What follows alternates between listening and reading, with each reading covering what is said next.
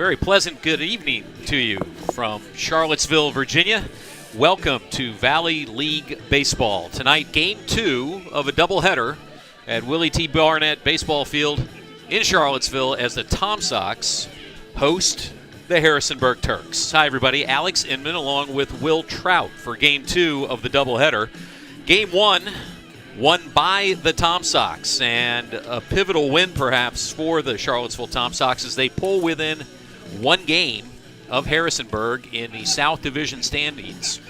It was Charlottesville 15, Harrisonburg 4 in the first of this twin bill, and Will, pretty solid offensive performance by the Tom Sox.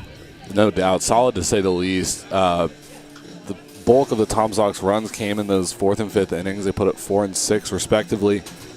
Big game from Cole Wagner. He hit a 3-run home run that actually walked it off in the bottom of the 9th, implementing the run rule for not the first time here at Charlottesville High School. And then Calvin Alexander continued his hot hitting. He himself also hitting a home run, bringing home Carter Cunningham and Cole Wagner. So really no complaints if you're a Sox fan. It's a beautiful day here at Charlottesville High School. Bark in the Park night. A lot to be excited about. Good times ahead. We've had a great game already in the books, and now this will be, by the way, a 9-inning nightcap. The first game was 9 innings, and it was pointed out to me this afternoon, this will be the first 18-inning doubleheader in Tom Sox history. A lot of these games, summertime, 7-inning games, and tonight, though, we're going 9 in the first game and 9 in the nightcap. Why don't we get to the starting lineups, Will? First for the visiting Harrisonburg Turks. Leading off and playing center field will be Sam Schnurr. The DH bats second for the Turks. That's Mitch Ferris. In left field, batting third will be Jalen Lee. First baseman Michael Rosario bats cleanup. In the 5-hole, it is the third baseman Christian Ficca. Batting sixth for the Turks, it'll be TJ Williams, the right fielder. At shortstop and batting seventh will be Casey Smith. Catching and batting eighth is Carlos Perez. And batting ninth and playing second base is Matthew Mamadas.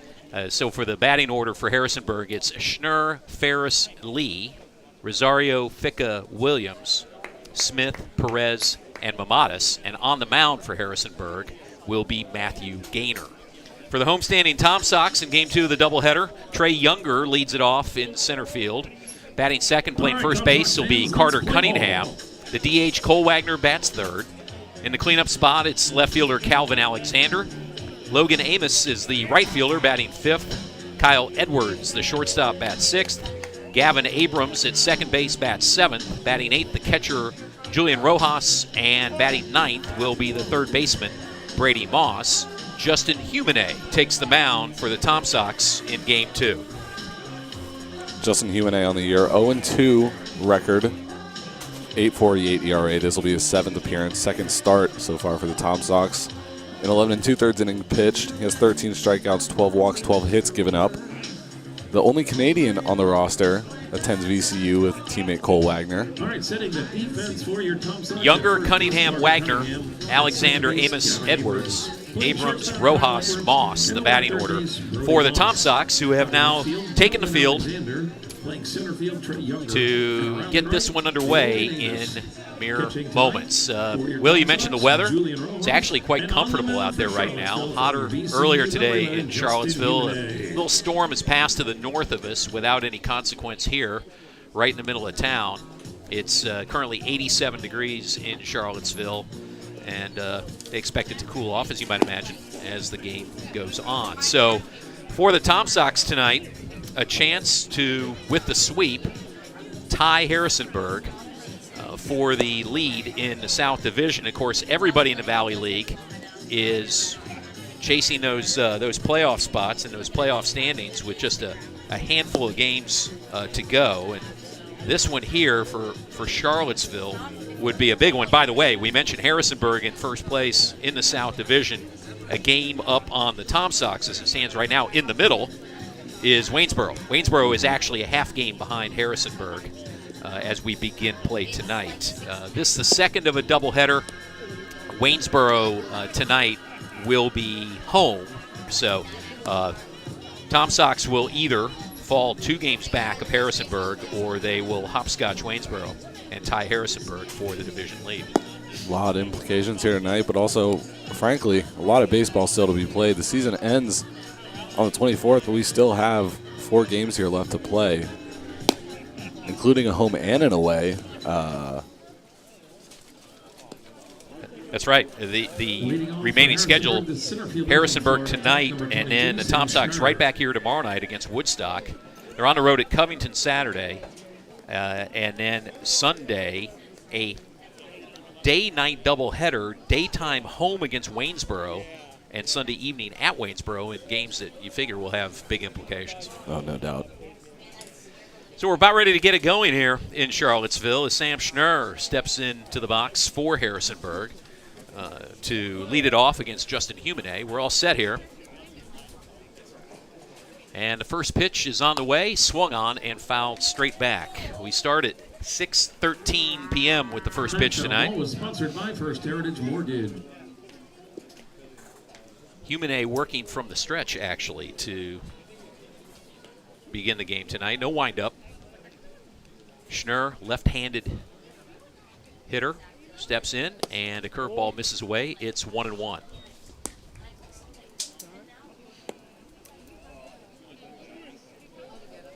Nice to have a little bit of cloud cover here. You don't have that bright glare out there. You're not worried about the outfielders right now at this moment, having trouble tracking the ball. Humane ready, and the 1-1 is high with the fastball, and it's 2 balls, 1 strike. Looking early at this Tom Sox lineup, the one name that stands out to me that still is not in the starting lineup, was not in Game 1, is Seaver King, who's been certainly elite for these Harrisonburg Turks this year. Second best batting average on the squad at .324. That's a little bit behind Michael Rosario, but 35 games played, 44 hits, 10 doubles, 3 home runs. Certainly, you'd think someone who could have a lot of potential to should be very important game. But Schnurr takes a ball and then a fastball in to draw the walk to start the game. Harrisonburg has their leadoff batter aboard, and this brings up the designated hitter, Mitch Ferris.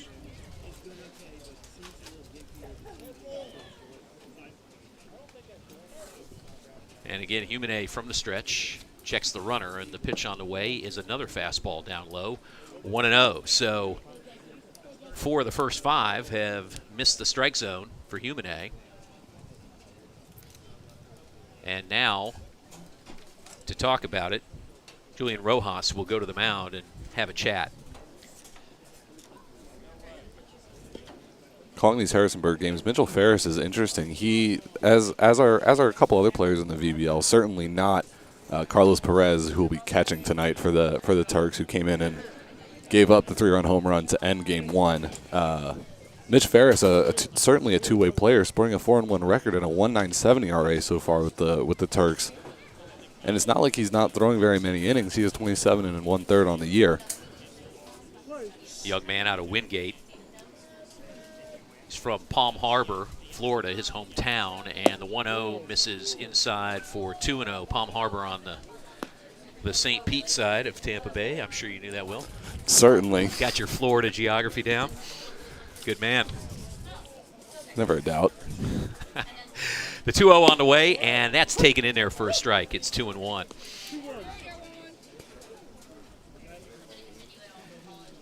Schnurr, the runner at first. And this is Mitch Ferris, who's ready for a 2-1. And it's popped up on the infield.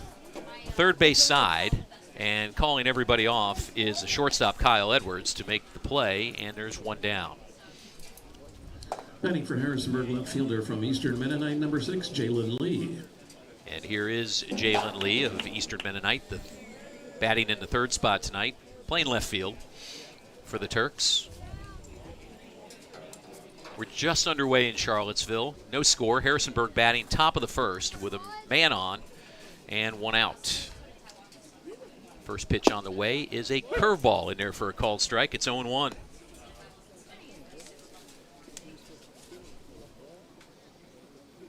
That's the first off speed or breaking pitch we've seen in there.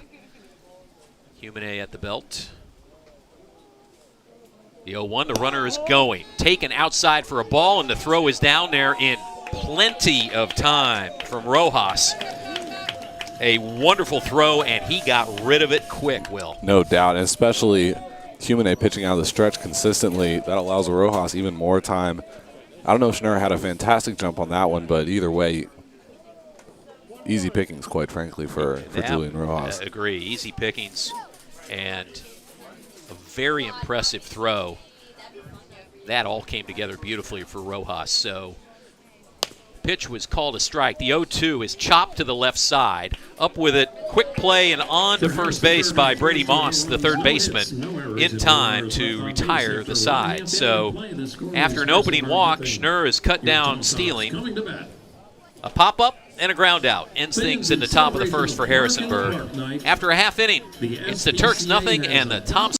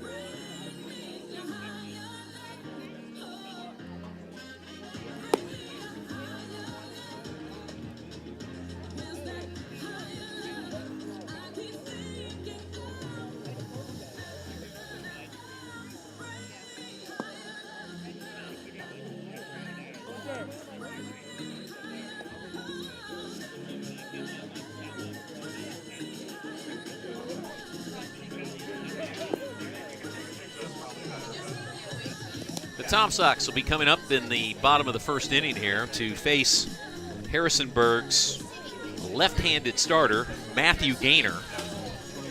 Gaynor is out of West Virginia Tech. He's from Elkins, West Virginia. 6'2", 170, a lefty. For your Tom Sox, the center fielder from Wofford, number 17, Trey Younger. And it is Trey Younger to lead it off for Charlottesville here in the first. Trey had a busy first game. Will, his uniform is dirty.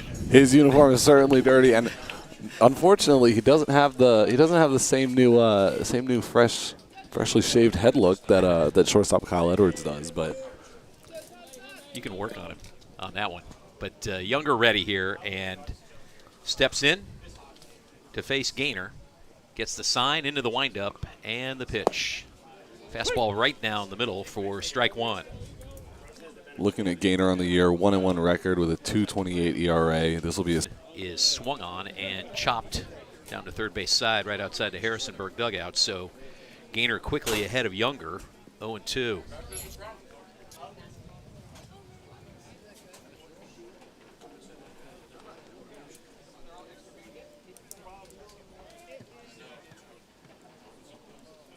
Gets the sign, the glove comes up in front of the face, starts the windup, and the pitch is a breaking ball, misses up high, 1-2.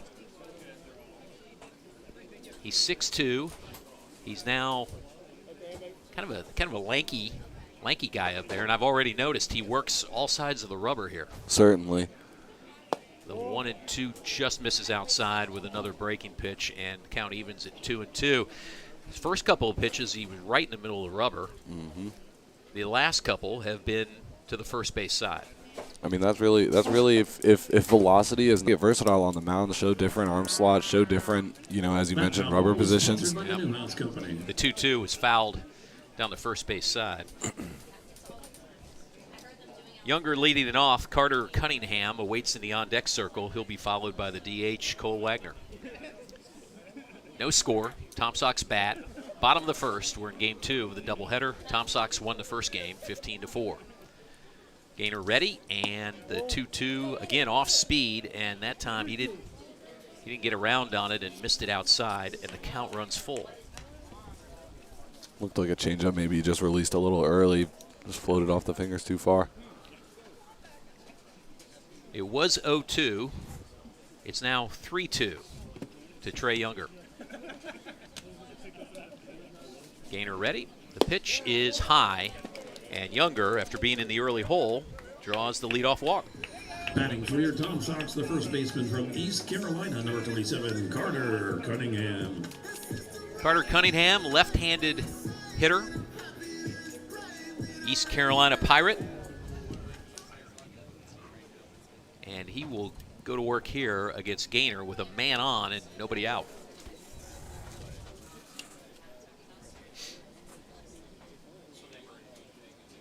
Left-handed pitcher, left-handed hitter at the belt, and the pitch is taken for a strike. Again, off speed. He's working the off speed predominantly here early. It's 0-1 to Carter Cunningham. Cunningham had himself a productive first game, 2 for 4 from the dish to go with 1 hit, 1 RBI, as well as a walk.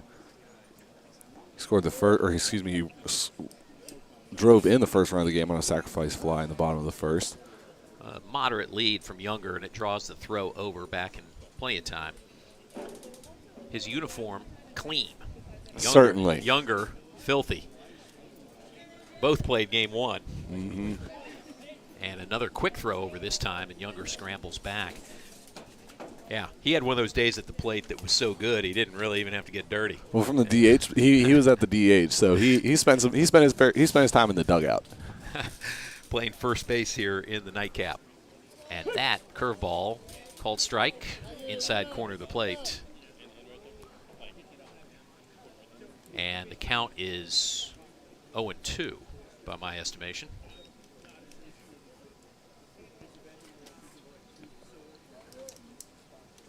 And now he steps off the rubber in the little snap throw, and again, Younger's back. Count is no balls and 2 strikes to Carter Cunningham. You see him chatting with the umpire after that 0-1 pitch. You see it at frankly most games. Players trying to understand umpires, see if they can establish where the zone's going to be. 0-2, misses high. Good take there from Cunningham. That was not too far off from where the prior pitch was called a strike. It's 1 ball, 2 strikes. Did not look much like it.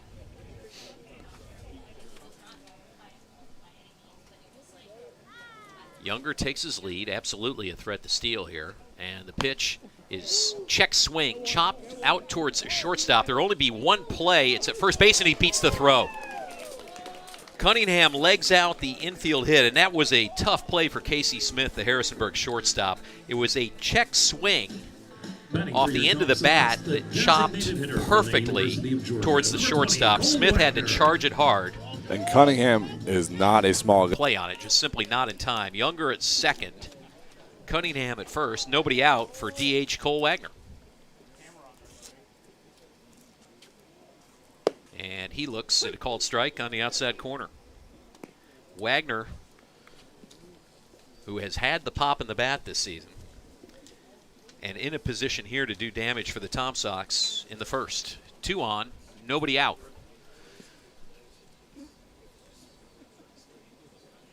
The 0-1 is swung on and pulled down the right field line and into the Tom Sox bullpen. It's a foul ball. So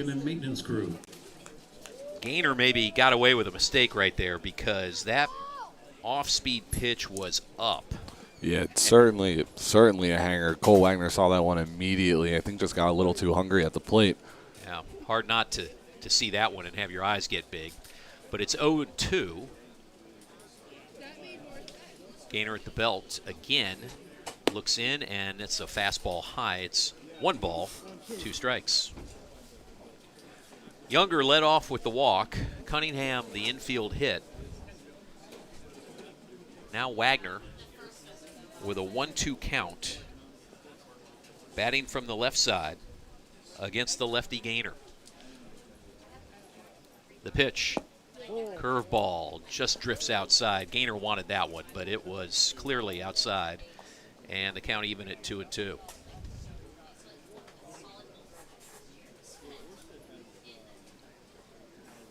Quickly at the belt now. 2-2 on the way. Fastball misses high, and this count runs full. So the Tom Sox seen a lot of pitches early here from Matthew Gaynor. He's already well into double digits on the pitch count here on the third batter of the first inning. 3-2 on the way, nobody out. Pitch swung on, and a high pop foul down the left field line and drifting into the parking lot. Sponsored by First Heritage Mortgage.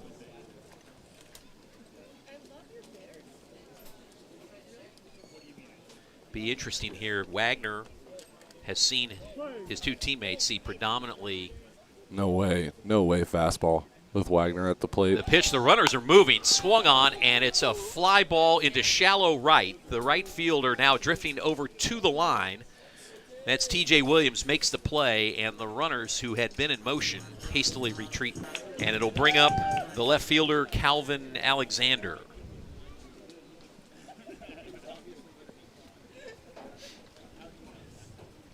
Alexander out of Florida Southwestern. Lakeland, Florida, his hometown, the spring training home of your Detroit Tigers. Right-hand hitter. 2 on, 1 out, and the pitch is swung on. First pitch swinging, fly ball left field. A couple of steps to his left and a couple steps in, and the catch is made by Jalen Lee, and there are 2 down. Batting for your Tom Sox, the right fielder from Virginia Commonwealth University, number 32, Logan Amos. Alexander, first pitch swinging. Interesting there, perhaps, and flies out to left, and that'll bring up Logan Amos, the right fielder. Now it's men on first and second, and 2 out for the Tom Sox. Gaynor at the belt, and a fastball misses outside. So after a promising start, the Tom Sox now, having had 2 on and nobody out, nobody's moved anywhere, and there are 2 gone.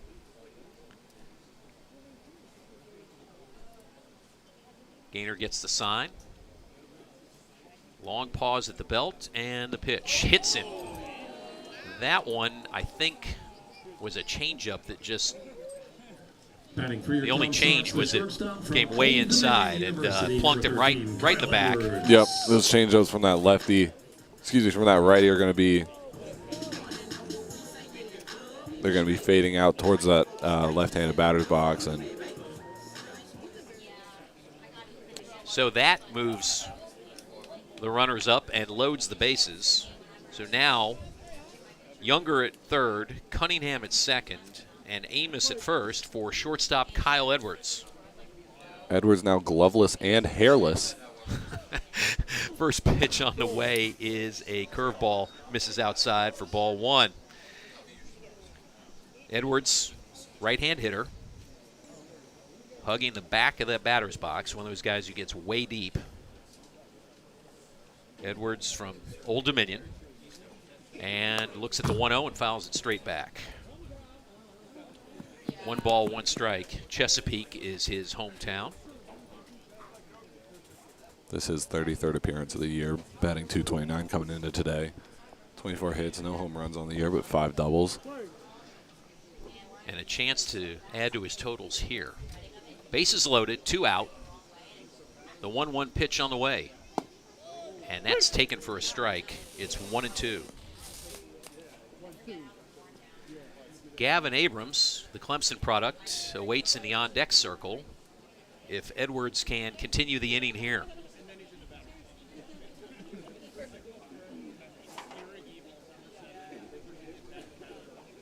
The 1-2 on the way, swung on, fly ball, right field, drifting back on it and making the catch. is the right fielder, T.J. Williams, to retire the side. So Tom Sox lead them loaded in the first. After one in Charlottesville, it's Harrisonburg nothing and the Tom Sox nothing. Well, fans, it's time for a very winner.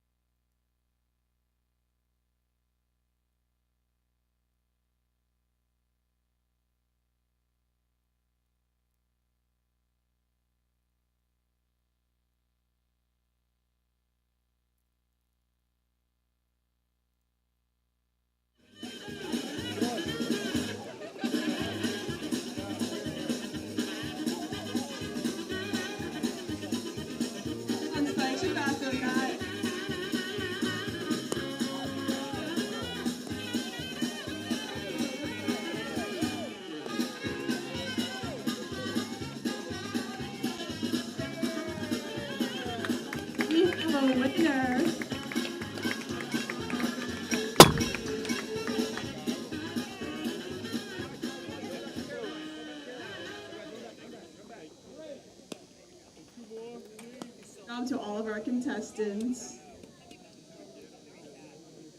Thank you, Caroline. Not Josh. We got about 15 seconds. Let's go, guys.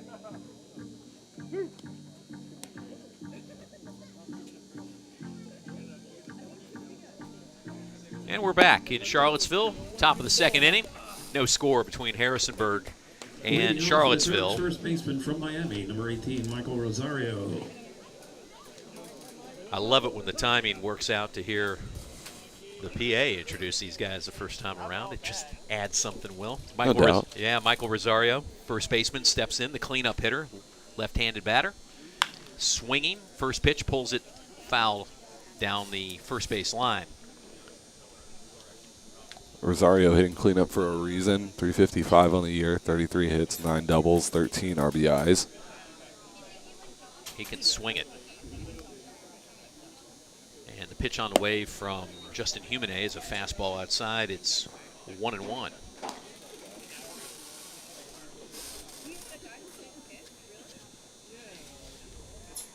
Again, Humane working from the stretch. No windup here, despite the fact there's nobody on base. And the pitch on the way, swung on and missed. A nice little cutter, perhaps, there that makes the count 1-2. The ball was down in the zone and had some great movement on it. Rosario swung right through it. Almost that nether region of the zone, especially with those running fastballs. The 1-2 on the way. Swung on, chopped right side. Moving to his left is Gavin Abrams. Quick throw from second base and in time to retire Rosario. That's a nice play by Gavin Abrams. He had to range to his left. For the Turks, the third no chance for Carter Cunningham at first base to make that play. He's going to the bag. Abrams traveled some ground to make the play and then had to flip quickly to get Rosario. And the ground out means there's one down in the top of the second for third baseman Christian Ficca. Ficca from Georgetown stands in and takes a breaking ball down the middle for strike one. Another lefty in the lineup here for Harrisonburg. Open stance.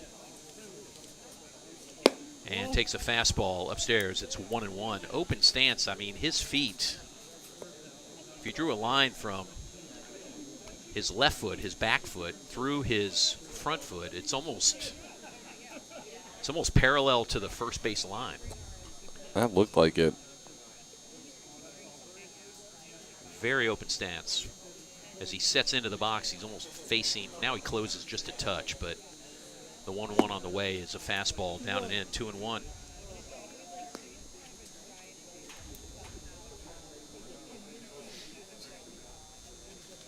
Not to mention Ficca standing at 6'4", maybe get to see that ball just that extra bit longer. Yep. pitch, and up the middle, ranging to his right, and makes the throw, and then throws it into the dugout, is Gavin Abrams. That was going to be a tough play. The ball was sharply hit up the middle. Abrams going this time to his right, gloved it. Ball was on the ground. He had to reach for it with his bare hand, throw from his knees, and he threw it into the Tom Sox dugout. So on the play, Ficka advances to second. And we'll check the scoring on that, if it's a hit and an error or just a throwing error. They're going to score it as an error. Record that one as E4 on Gavin Abrams. So the Turks have a man on second for TJ Williams, the right fielder, who swings at the first pitch, lifts it high down the left field line into foul ground, giving chase, and unable to make the play is Calvin Alexander. Down in the Turks bullpen, Alexander covered a lot of ground and just couldn't quite get there to make the play down by where the pitcher's mound is, all the way down there in the left field bullpen. So it's 0-1, an eventful strike. We've seen some really exciting plays down that left field line in the away team's bullpen. I know Waynesboro outfield had a very impressive sliding catch to end the 6th inning, one of our games a few weeks ago. At the belt is Humane, and the 0-1 is breaking ball inside. 1-1.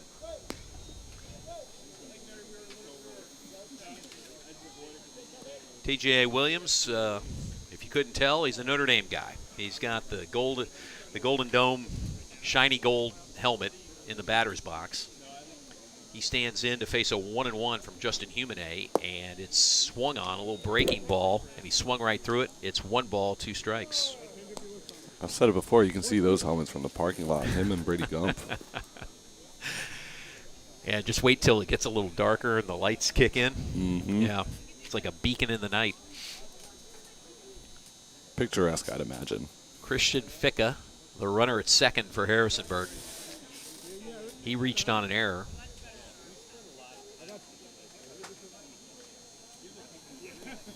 Humane steps off. Now back on to check the sign from his catcher, Julian Rojas. At the belt, checks the runner. Long hold at the belt, and now the 1-2. Hit him right in the aforementioned shiny gold helmet. He's okay. It was a breaking ball. And it just got away from Humane. And TJ Williams ducked, but that thing knocked him right square on top of the helmet. Could not have. That one was really straight on. Yeah. I mean, that thing ricocheted a mile towards the Harrisonburg dugout, despite the fact that, again, it was an off-speed pitch, so it's not like he had to bail out to save himself or anything. Duck out of a heater. Yeah. So now the Turks have 2 on and 1 out. Ficka, the runner, at second. TJ Williams aboard at first, and the batter is in the 7th spot, the shortstop, Casey Smith. Pitch on the way is a fastball taken for a strike.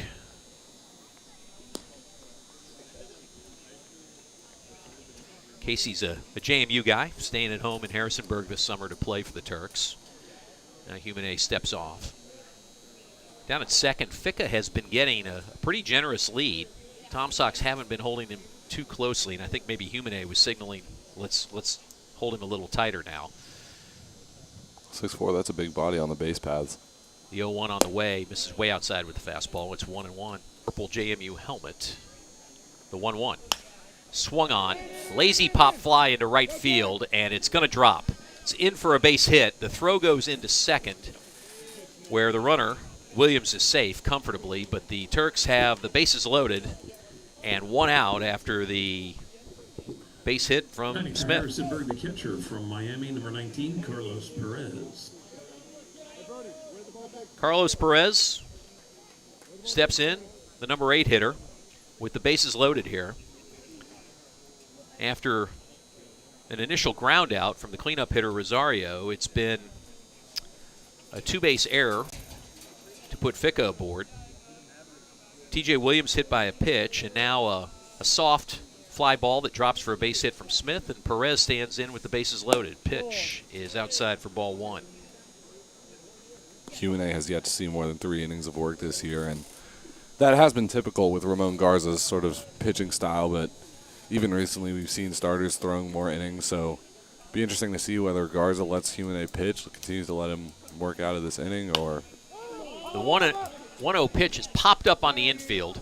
Abrams under it at second base. Infield fly rule in effect, and he makes the catch for the second out of the inning. So bases are loaded now with 2 out for the 9-hole hitter. And that's Matthew Mamadas, the Harrisonburg second baseman. Second baseman from Georgia Southwestern State, number 11, Matthew Mamadas. Mamadas out of Georgia Southwestern. He bats from the right side with the bases loaded and 2 out. And now Humane looking to get out of this inning unscathed. Pitch on the way. Breaking ball, strike 1. Maybe just to get me over curveball there, but certainly one that Humane needs in this situation. He checks the runners. The 0-1 on the way. Low and in the dirt. Rojas scooting to his right to make the stop. It's 1-1.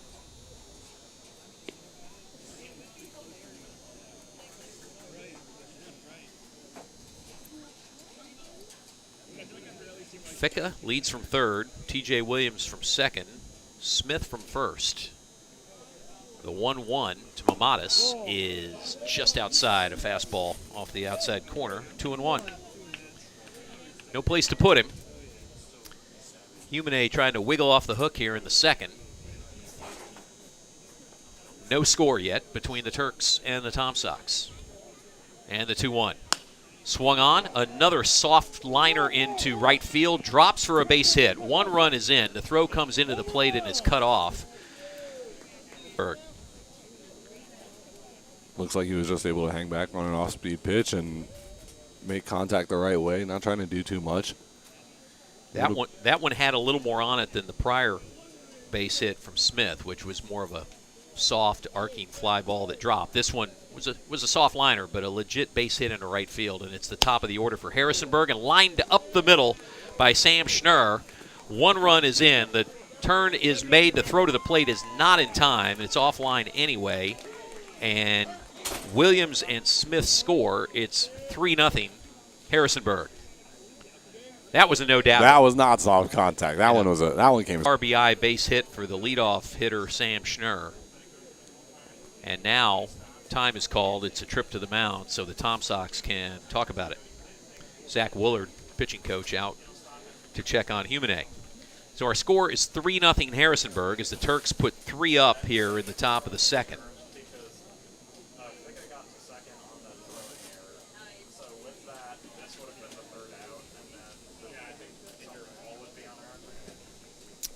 The runners are at first and second here now for Harrisonburg with 2 out.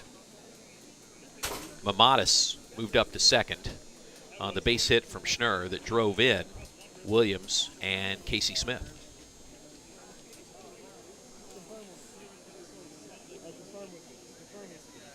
That's the 3rd hit of the inning for Harrisonburg. To go with an error and a hit by pitch. And it's been a productive session for the Turks. Left-hand hitter Mitch Ferris, the DH, stands in. Takes a breaking ball inside. It's 1-0. He's the 8th man to bat in the inning. Jalen Lee in the on-deck circle awaits if Ferris keeps it going for the Turks. The 1-0. Swung on it, line, pulled down the right field line, and it falls fair and over the fence for a ground rule double. So that will score 1. And that in the person of Mamadas. He comes around on the double from second base. It's a ground rule double. It dropped just inside the right field line and then jumped at an angle over the low fence and out of play. Schnurr stops at third on the ground rule double from Ferris, who's credited with an RBI. Certainly the first ground rule double I've seen at Charlottesville High School. It's a good point. Here's Jalen Lee. Curveball, first pitch swinging, and it's lofted out of play down the right side. 0-1. It's a great point, Will. We don't see him here. There's no hard warning. Well, there is a warning track out there, but you just don't see it. The fence is low. It's like a 4-foot, 3.5-foot fence at one spot down there, and it was hit perfectly to bounce out of play. Mm-hmm. The 0-1 pitch on the way is a fastball outside. It's 1-1. So runners at second and third for Harrisonburg. It's Schnurr at third and Ferris at second for Jalen Lee. Still 2 outs in the inning here, and Harrisonburg with a 4 spot already. And it was the Tom Sox in the last game with 2-out magic, scoring 6 runs in the 6th inning, all coming with 2 outs.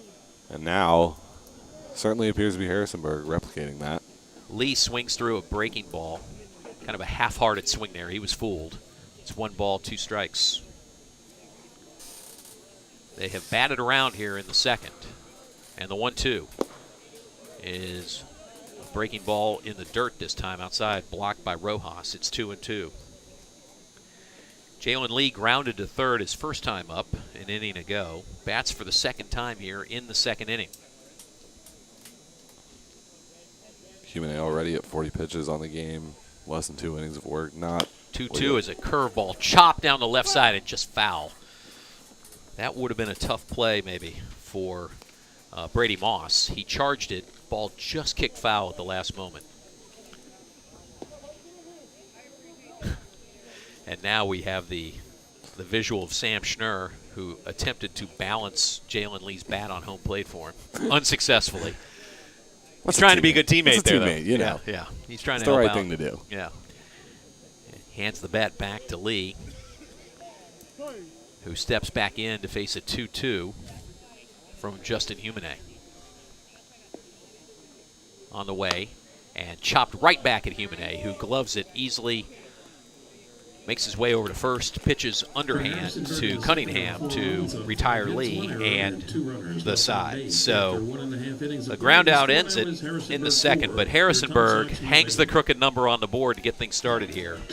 It's 4 runs on 4 hits, 1 Charlottesville error, and 2 men left. And after an inning and a half in Charlottesville, it's Harrisonburg 4 and the Tom Sox nothing. 1981, Newhouse is a full-service real estate brokerage firm. Over the years, they've successfully managed more than 200 individual properties in Charlottesville and the surrounding areas. Their team is comprised of licensed realtors in the Commonwealth of Virginia. Again, thank you to the Newhouse Company for their support of the Charlottesville Tom Sox.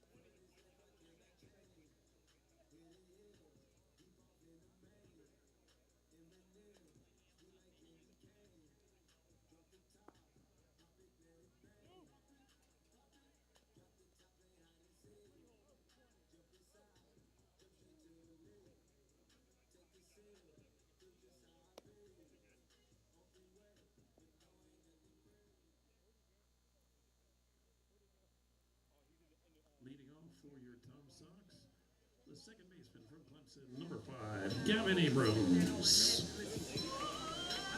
Alex Inman with Will Trout back in Charlottesville for the bottom of the second inning. The Tom Sox coming up, and they're looking at an uphill battle now, down 4-0 to the Harrisonburg Turks. And leading off for Charlottesville in the second will be the second baseman, Gavin Abrams. He'll be followed by Julian Rojas, the catcher, and the 9-hole hitter, third baseman Brody Moss. And what really sort of can be demoralizing for the Tom Sox being in this situation, it's not like those 4 runs came on a double, a single, and a home run. It's not like they came efficiently. The Turks saw 10 guys come to the bat, and not only for the defense but for Humane, that the longevity of that inning can really take a toll. That's the pitch count mounting, absolutely. Abrams looks at a ball inside to start things here. He's facing the lefty, Matthew Gaynor. The 1-0, taken outside this time for ball 2. Fastball misses. The Tom Sox now, they're looking for base runners. They're going to play it station to station here. They got some big bats, but they need some base runners first. And there on a 2-0 is swung on. Grounded to the right side. The second baseman, Mamadas, up with it. And the easy toss over to Rosario at first to retire Gavin Abrams. There's one out. Tom Sox, the catcher from Radford, number 23, Julian Rojas. Julian Rojas steps in for the first time tonight. Right-hand hitter. He is a Radford Highlander. Batting 163 coming into today. Only 7 hits on the year, 6 RBIs. Swung on, up the middle. Might have broken his bat there. Nice play going to his right, and a great play by the second baseman, Mamadas. That was a soft liner over the pitcher's mound that hit right around second base. Mamadas had to go way to his right, gloved it, threw on the run, still going towards the third base side, across his body on one hop. A great pick from Rosario at first. On one hop, Rosario makes the play, and quickly there are 2 outs for the Tom Sox in the second. On 2 ground outs to the second baseman, Mamadas, and here's Brody Moss. Taken in the dirt, it's 1-0. And now, on top of everything else that happened in that second inning, with Harrisonburg sending 9 men to the plate and scoring 4 runs, Moss, you're thinking, wants to slow it down a little here. There is action in the Tom Sox bullpen. You do not want to go quickly here. 1-0 taken high. It's 2-0. Not just to get Gaynor's pitch count up, which obviously you're looking for. The first inning was the first inning was quick too, but obviously to give the guy in the bullpen a little time to get some work in. My guess is Moss is taking here. It's the 2-0 on the way, and he takes it down low. It's 3-0. And if the take sign wasn't there before, you know it is now. So Moss trying to extend the inning here and bring up the leadoff hitter, Trey Younger, for the second time. Harrisonburg 4, Charlottesville nothing. The 3-0 is another one in the dirt. Kentucky. Pretty balanced lineup here for the Turks as well as the Tom Sox, both featuring pretty equal numbers of lefties and righties. So now here's Trey Younger, right-hand hitter, leadoff man. In the first inning, he drew a walk to start the Tom Sox first. He was stranded at third. Tom Sox left him loaded in the first inning, and that looms large now when you're in a 4-0 hole in the second. Moss the lead from first, and the pitch to Younger is taken for a strike, off-speed pitch, 0-1.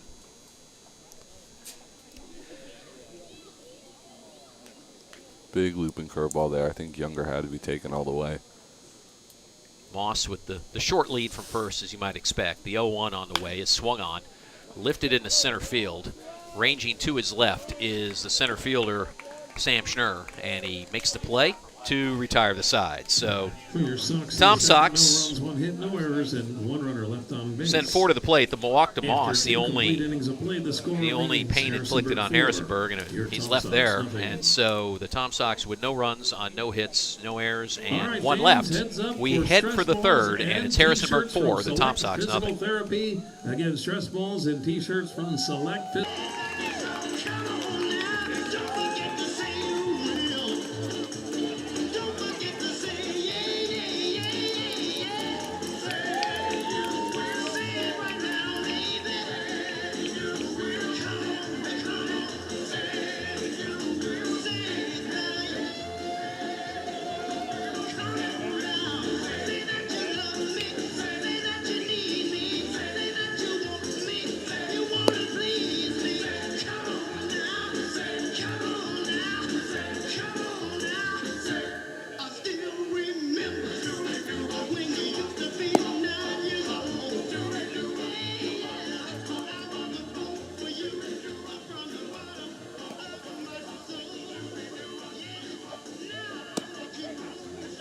New pitcher in the game for your Tom Sox from University of Kentucky, number 24, Jackson Novi.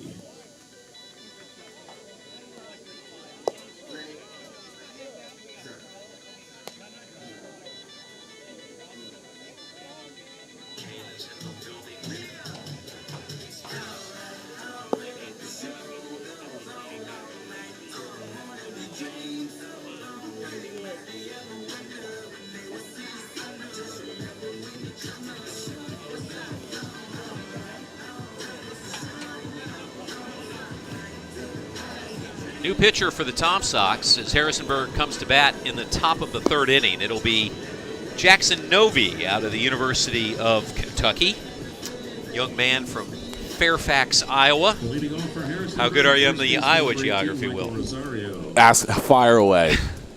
What's the major city that Fairfax is nearest to? Major city by Iowa standards.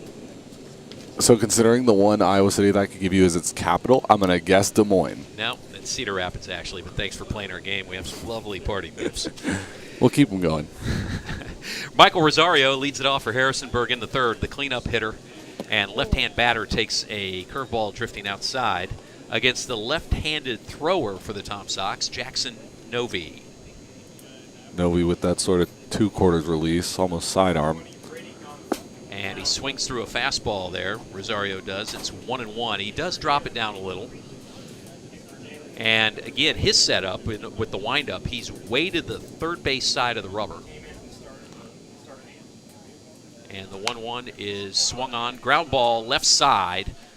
Moving to his left, the third baseman, Moss, makes the play and the throw and just gets him at first base.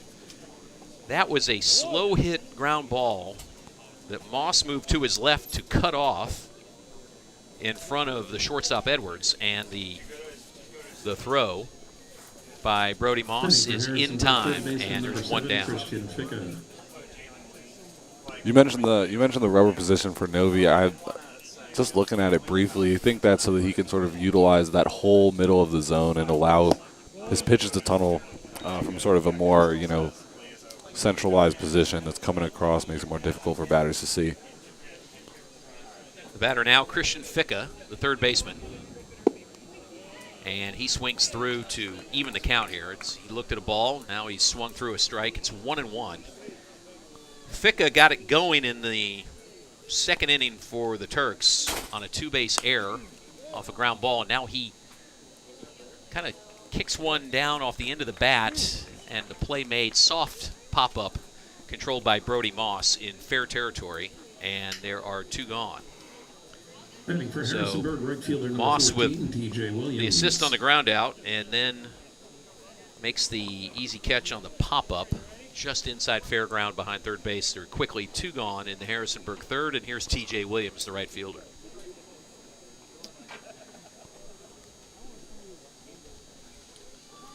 Novi in second inning. Williams contributed, getting hit by the pitch. He was the one who got plunked right on top of his shiny gold Notre Dame helmet. He later would come around to score, and there's a called strike on the inside corner. It's 1-1. Williams showed bunt on that first pitch. You think that's just to throw off Novi, perhaps? Yeah, interesting. He swings through one, fouls it straight back. It's 1 ball, 2 strikes, and if Novi can get Williams here, this will be a nice, quick, tidy inning, which the Tom Sox need and want right now. First 3 up, 3 down we'd see today in this game, too.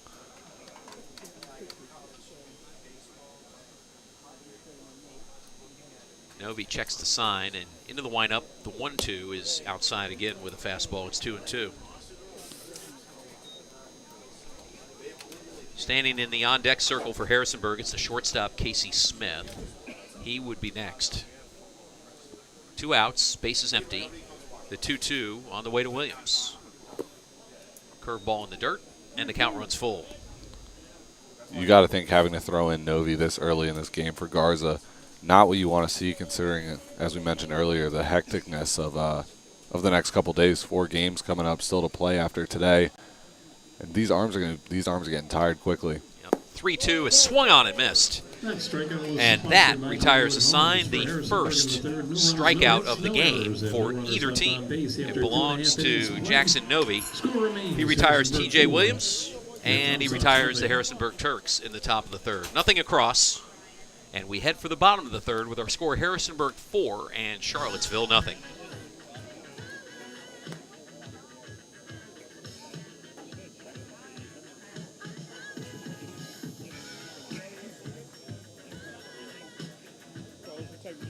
Fans, the Tom Sox would like to thank the great folks of Torch Clean Energy for their support this season.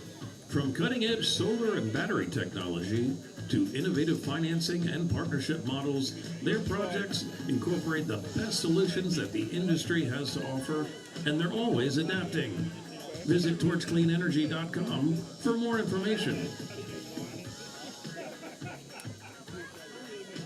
Fans, nothing enhances your ballpark experience quite like participating in the 50-50 raffle.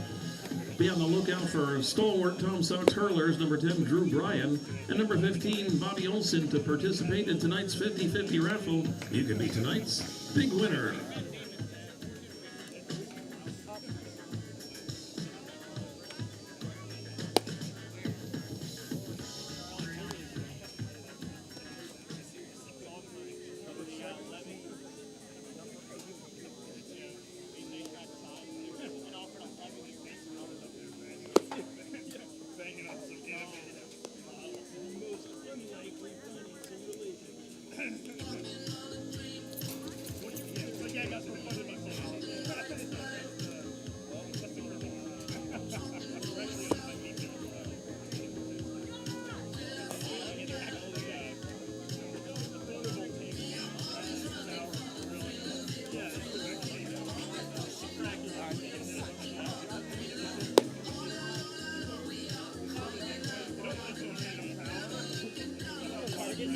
Leading off for your Tom Sox, the first baseman, number 27, Carter Cunningham. Carter Cunningham steps in to lead off the Charlottesville home half of the third inning, trailing 4-0. He'll face Matthew Gaynor, who so far has allowed one hit. He has stranded 4 Tom Sox base runners. The line on Humane, we'll give it to you here in just a moment, as he went 2 innings for the Tom Sox, surrendering the 4 Harrisonburg runs. Or we can give it to you right now.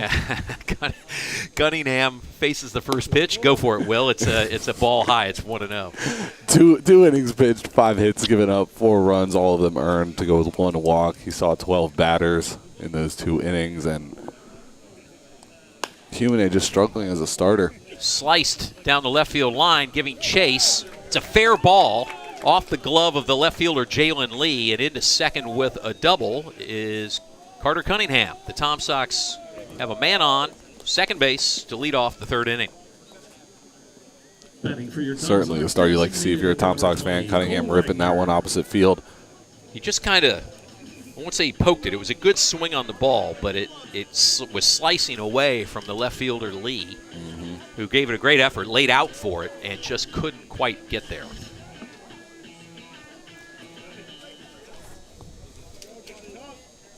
Harrisonburg substitution, by the way, in this half inning. They have a new left fielder, and it's Brady Gumpf in left field out of Notre Dame. The batter now, Cole Wagner, the DH for the Tom Sox. And first pitch swinging, fly ball right field, going back on it, but making the play is the right fielder Williams. Retreating to second base is Cunningham. Wagner, as he has shown he can do, put a charge into that one. Another loud sound off the bat. We saw him rip 1 foul in his first at bat. That one another loud swing, and just unfortunately a little too close in proximity to the right fielder. Yeah, Williams had him well positioned there. Was playing back. Went back to his right to the warning track and made the catch. Certainly has to be the approach against Wagner. Here's Calvin Alexander, the left fielder. Gaynor looks Cunningham back to second, steps off the rubber. Alexander flew to left field in the first inning. He's 0 for 1. Bats here with 1 out in the third and a man on second. Pitch in the dirt. 1-0, stopped by Perez.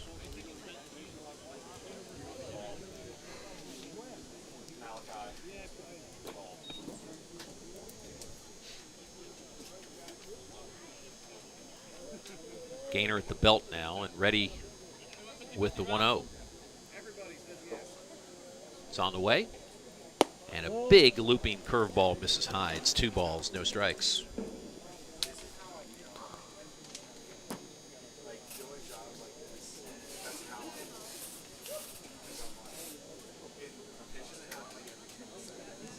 Calvin Alexander, who we've seen recently at catcher as well as in left field, really sort of coming into his own in the past few games. When the Tom Sox traveled to Strasburg, he went 4 for 7, recorded his first hit as a Tom Sox, and then recorded his first home run last night against Stanton in another Tom Sox win to make it 4 in a row. Alexander looked at a strike. It's 2-1, and the pitch swung on, popped up, right side. Second baseman Mamadis drifts back on it, makes the play, and there are 2 gone. Carter Cunningham remains at second. Oh, for Alexander, I think he wants to have back. Saw the curveball well. Yeah. Was able to time it up pretty well, but I think just got under it. Certainly one you'd like to see him drive, perhaps opposite field. By the way, on that double by Carter Cunningham, I was talking about the left fielder laying out for it. That was, as we had just pointed out, actually the substitute left fielder, Brady Gumpf, who's just into the game. Made a valiant effort, just couldn't quite get there. Here's Logan Amos, who looks at a called strike on the inside corner. He bats 5th in the Tom Sox lineup, 2nd and 2 out. Pitch, curveball, outside, 1-1.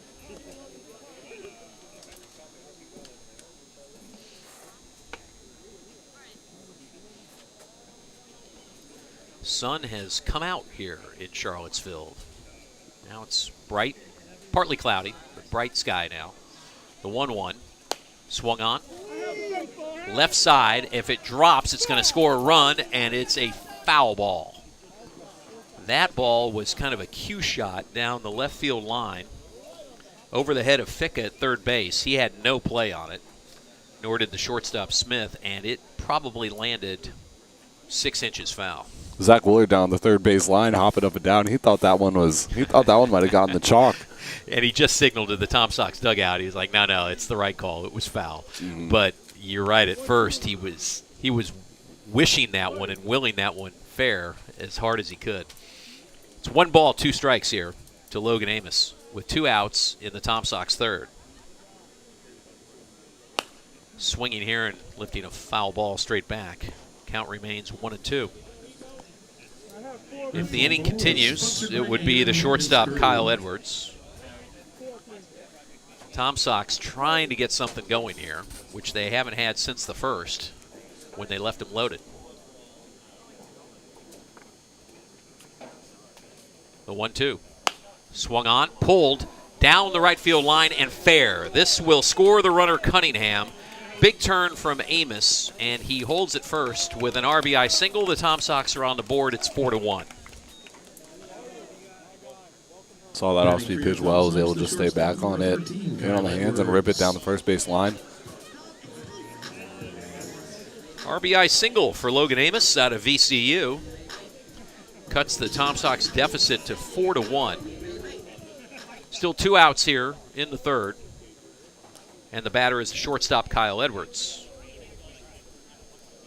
And even if this is the only run that comes across for the Sox this inning, as you mentioned earlier, that station-to-station sort of baseball that the Tom Sox are going to have to start using here. Certainly a productive inning. Edwards fouls the first pitch back. 0-1. Sponsored by First Heritage Mortgage. Cunningham started the inning with the double down the left field line. Wagner flied out. Alexander popped up. And Logan Amos follows with an RBI single down the right field line. The 0-1 to Edwards. Swung on, fouled back into the screen. It's 0-2.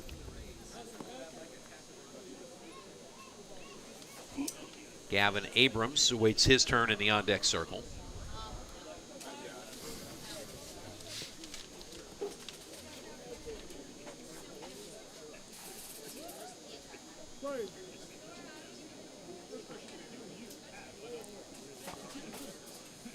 Short lead by Amos at first. Out of play down the right field side. Still trying to protect here. Edwards just looking to get the next guy up to bat, get that pitch count up. Been able to do well. Gainer now sitting at 50 pitches. 50 pitches in the third inning here. The 0-2 swung on and popped up on the right side. The first baseman and second baseman come together, and actually it's Rosario making the play, and he almost overran the ball. In the end, he hardly had to move to make the play, but he was kind of circling under it, triangulating, and he almost overran it. He had to reach back over his shoulder, but makes the catch. So Edwards is retired. Pop up to first base ends the Tom Sox third. They get a run on 2 hits. There's 1 left. And we'll head for the 4th inning. It's Harrisonburg 4 and Charlottesville 1. So first question, what is a group of puppies called? A litter, B, a pod, C, a brood, D, a gaggle. That is unfortunately incorrect. The answer is A, a litter. 2, what is the smallest breed of dog? A, pugs, B, shih tzus, C, chihuahuas, or D, Pomeranians. That is not correct, unfortunately. It is C, chihuahuas. Third question, what is the most popular dog breed in the United States? A, huskies, B, golden retrievers, C, Labrador retrievers, D, King Charles Spaniels. What? A golden retriever is C, and that is not correct. That is it's Labrador retrievers. Last question, true or false, Dalmatian puppies are born without their spots? True. That is correct. Thank you so much, Sam. Experience quite like participating in the 50-50 raffle. Be on the lookout for stalwart Tom Sox hurlers, number 10, Drew Bryan, number 15, Bobby Olson, and number 26. We head for the 4th inning in Charlottesville, and the Harrisonburg Turks lead the Charlottesville Tom Sox 4-1. Leading off for Harrisonburg, the 7-hole hitter, the shortstop Casey Smith, and here with the action is Will Trout. Casey Smith, another two-way player for these Harrisonburg Turks, batting .056 on the year. Just 4 runs, 1 hit. Recent addition to the Turks, as he'll face Jackson Novey, the left-handed pitcher out of Kentucky. As the first pitch looks to be a fastball, maybe a little cutter, gets the inside of the edge for strike 1.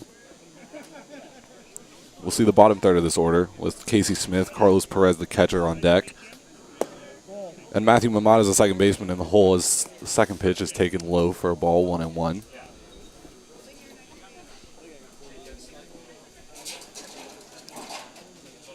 Novey working somewhat quickly, fires an off-speed pitch that catches the bottom of the zone. 1-2 now to Smith.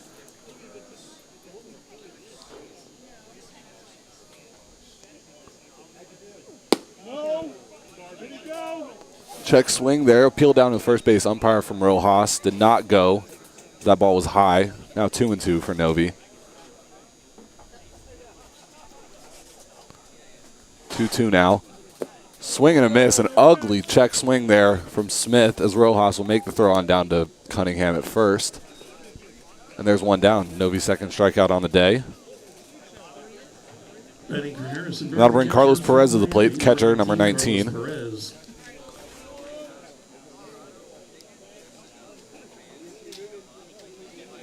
Perez similarly batting in the right-hander's batter box.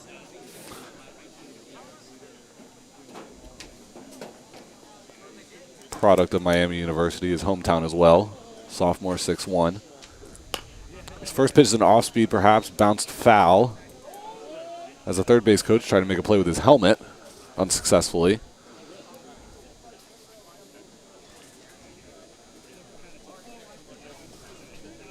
Attendance slowly rising here at Barton Park Night, sponsored by the SPCA. As the 0-1 is fouled back. 0-2 as head coach Ramon Garza hustles out the dugout. Lead by example. Hey, he was a player once here. He knows what he's doing. 0-1 is a non-competitive, 2, excuse me, is a non-competitive fastball. Way outside as the throwback from Rojas almost gets away. Infield straight up. Outfield perhaps a little bit deep. As an off-speed pitch from Novi is popped high into shallow center. Logan Amos is under it, and he will secure it for the second out.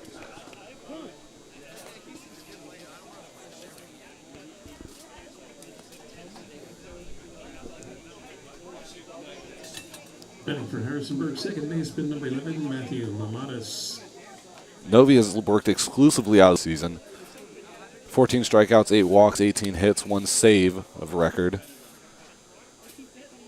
As the first pitch is swung on, belted deep to center field. Trey Younger has a read on it, and he will make the catch for the third out of the inning as we head to the bottom of the fourth. Tom Sox still trailing 4-1. You're watching Tom Sox Baseball. Innings of play, the score remains Harrisonburg 4.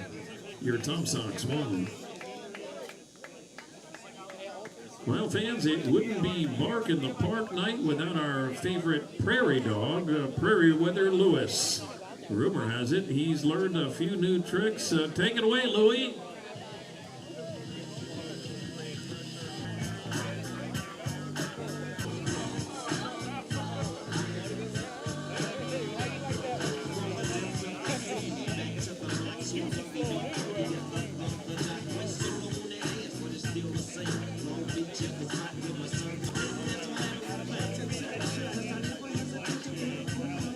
Again, fans, this is a public service announcement. Please don't feed the prairie dog. Again, for his own good and yours and your own safety, please do not feed the prairie dog. Thank you.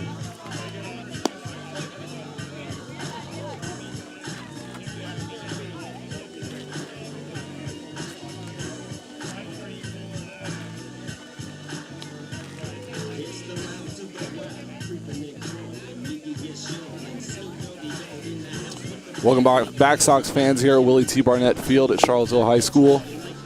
Enjoying a lovely evening baseball game here between the Harrisonburg Turks and the Tom Sox of Charlottesville. It'll still be Matthew Gaynor on the mound, the lefty for the Harrisonburg Turks. As Gavin Abrams will load up, get ready for his leadoff role. Jackson Novi, impressive here. 2 clean innings. Has retired all 6 Harrisonburg batters he's faced with a couple of strikeouts. Efficient work so far, no doubt. Gavin Abrams, Julian Rojas, the catcher, and Brody Moss, who's playing third base. Leading off for your Tom Sox, second baseman number 5, Gavin Abrams.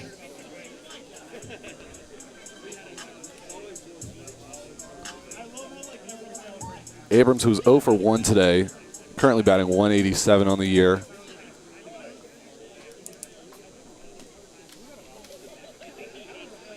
As the first pitch from Gaynor is a front door curveball that drops in on the inside edge. And noticing a trend recently in the Tom Sox lineups, Ramon Garza often electing to put his speedy guys at the top of the order, as one might expect, and then the power guy, and then you have the power guys, and it's been the consistent sort of core of Cunningham, Alexander, and Amos, and then you get your defensive stalwarts. You get the contact guys at the back of the order, Brody Moss, Gavin Abrams. Gavin Abrams is another guy who's been here since the start of the summer, but switching up the lineup combination so far has worked very well for Garza, as the 1-1 is cut on high and away, making it 1-2.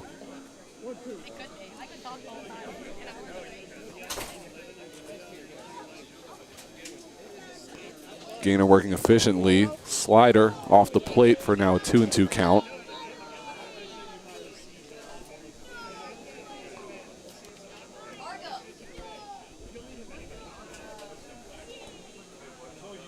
The 2-2 is in close to the dirt, making it 3-2, another full count here on a night that seemingly is full of them. As Gavin Abrams, discusses the strike zone with home plate umpire. And the payoff, cut on, ripped through the first base hole, and that'll be a single for Gavin Abrams. Solid piece of hitting. Worked well. You knew a challenge pitch was coming, and he able to pull it into right field. It was a nice at bat. He worked the count, got it full, jumped on the pitch, pulled it through the right side. Well done. You mentioned earlier we were going through the first and second innings. A lot of quick at bats for the Tom Sox, and now Gaynor's pitch count steadily rising. Now up to 57.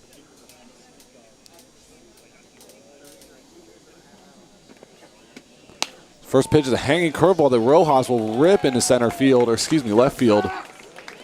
Abrams will move up 90 feet. And right as we mentioned the quick at-bats, Rojas takes the first pitch and delivers a single. As that'll bring up Auburn product Brody Moss, who starts at third base. Moss in game 1 was 0-for-4, but he did have a walk that drove in a run. In the 15-4 game 1 that ended via run rule. As Brody Moss showing bunt, this will advance both runners, and it's a phenomenal bunt. Perfectly placed, miscommunication between the third baseman and Gaynor, the pitcher, and Brody Moss is safely at first. And the Tom Sox have the bases loaded with a big opportunity with no outs on the top of the order coming up. That was beautiful. He waited, then he squared, dropped it down the left field line, and you're right. I thought the pitcher would try to make the play. I thought Gaynor was going to grab it. He ultimately backed off, thinking that his third baseman Ficca was there, and he wasn't. Yep. And for any pitcher, righty or lefty, that's going to be a tough play, fading away, throwing it back towards first. Really, Brody Moss showing some wheels down the line. As this is a ground ball that will get past the third baseman. This will score a run, and Younger is out at first. Moss and Rojas advance. Abrams comes in to score. And now the deficit is 2 for the Tom Sox. Productive out there. RBI ground out. You'll take it right now. And, oh, by the way, advancing the runners. Rojas at third now and Moss at second. Now ECU Pirate Carter Cunningham at the dish. Lefty on lefty matchup for Cunningham, who from the stretch, another first pitch curveball that catches the bottom of the zone, and it's 0-1. Infield once again playing in, trying to protect the run at home. Outfield playing relatively deep again against power hitter Cunningham, who's batting .406 on the year. Another breaking ball drops in. Not sure if Carter was expecting perhaps a fastball there, but now it's 0-2. He looked like he was sitting fastball. Mm-hmm. Yeah. Now Gaynor still from the stretch. It's Cunningham protecting on 0-2. That's going to be fouled back into the parking lot towards the merchandise tent. Bark in the Park night here at Charlottesville High School. Seeing all of our furry friends out. As Cunningham facing an 0-2. Has popped up, shallow left center, and the left fielder Gump is in to make the catch. Rojas will not try to score. There's also a long run there for Gump in left field. Not a well-hit ball, but almost was able to drop in. More weak contact. As now there are 2 away for Cole Wagner, VCU Ram. Leads the team with 4 home runs. He hit a 3-run home run in game 1. Part of that 15-run drubbing. He'll be looking to just get a base hit here, try and score both of these runners and tie this game.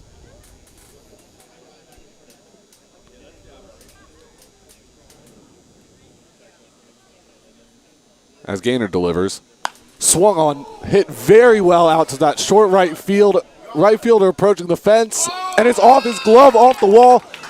Wagner turning, Rojas and Brody Moss score easily, and Wagner is in at third with a stand-up triple. That ball absolutely roped to the right field wall. Right fielder TJ Williams unable to make the snag. And the Tom Sox have tied this game with a triple from Cole Wagner. I thought he had it. I thought Williams ran very well. He tracked that ball very well. I thought at first he was going to run out of room, and it looked like it was going to be gone maybe.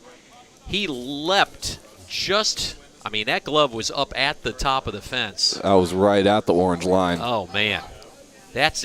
He's got to be disappointed. He did everything right on that play, got a good break on the ball, tracked it well, goes back, a very athletic leap, and it just popped out of his glove. And but hey, if you're the Tom Sox and you're Wagner, you'll take that triple, and you've tied the game. No doubt. That's another one. We've mentioned it before. Those Wagner being able to pull those balls into right field. That one almost gets the 305 sign out there. Not quite, maybe 304 and a half. As now Calvin Alexander at the plate, Florida Southwestern State. Swings at the first pitch, now 0-1. Wagner's first triple of the year.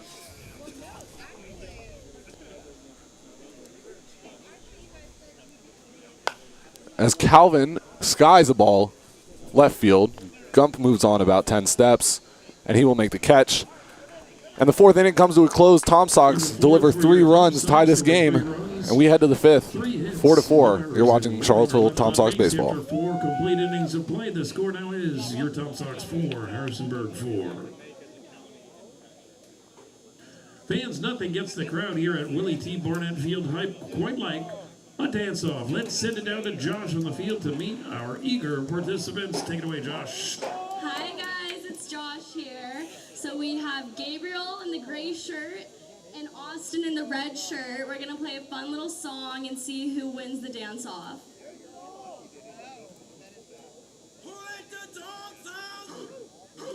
Go Austin! Hey! He's doing the worm. He's doing that. All right, go Gabriel, let's see it. Try to look happier. Yeah! Yeah! Good job, guys.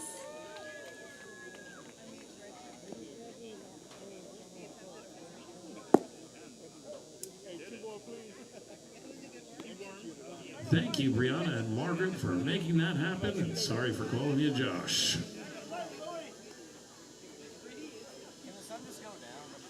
Too often I'm like Ron Burgundy and I just read what's in the script.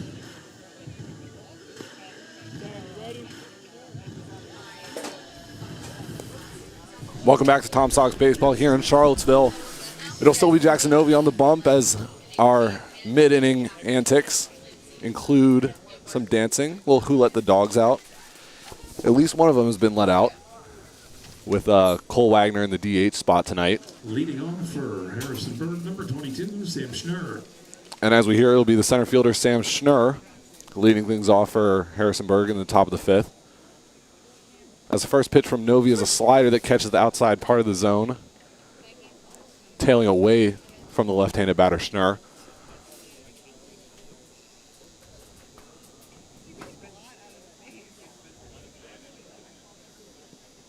As the 0-2 is another slider well outside, not offering his Schnurr.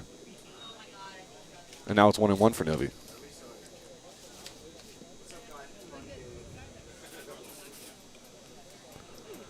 Another slider down in the dirt in that right-handed batter's box. Brings a 2-1 count. Schnurr out of Boca Raton, Florida, attends Florida State University. As this one's roped right at the third baseman, Brody Moss. Hard hit ball there from Sam Schnurr, but Brody Moss not having to move. Catches it right in the stomach. And one away here in the top of the fifth. Batting for Harrisonburg, designated hitter number 13, Mitch Ferris. Now is the designated hitter, Mitch Ferris. Two-way player here for these Harrisonburg Turks. He pitches, he plays first base, sits as the DH tonight as first pitch off speed is swung at. As mentioned earlier, he has a 4-1 record pitching with a 1.97 ERA in 7 appearances. As the 0-1 hits Mitch Ferris right in the back, he will take first. That one looked to be a fastball. Ouch. That one smarts. Batting for Harrisonburg, the left fielder from Notre So with Dame, Ferris on first, this will bring up Brady Gump, the substitute in left field. Another Notre Dame product, sporting the very shiny, very eccentric all-gold helmet. And now righty-lefty matchup as Novy works a little faster, and a first pitch off-speed is swung at for 0-1.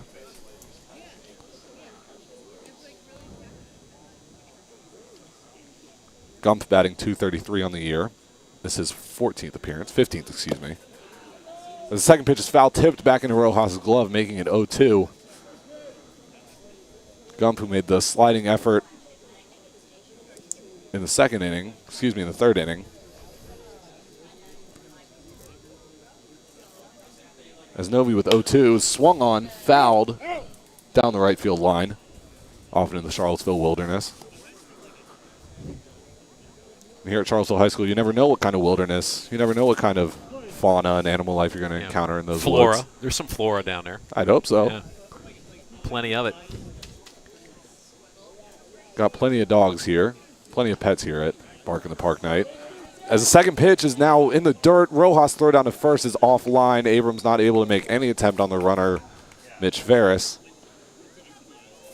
That'll give us a 1-2 count now. Ferris safe at second. Novi's had impeccable control, and that one got away from him for the wild pitch. No doubt. 20 strikes, 11 balls so far for Novi. About the clip you'd like to see if you're any pitcher. As now tries to work a backdoor slider. Was unable to. That one dips low. He's got a really live slider, though, tonight. There, you can see it from the press box, the motion on that. One of those frisbees, the UFOs, as Rob Friedman might put it.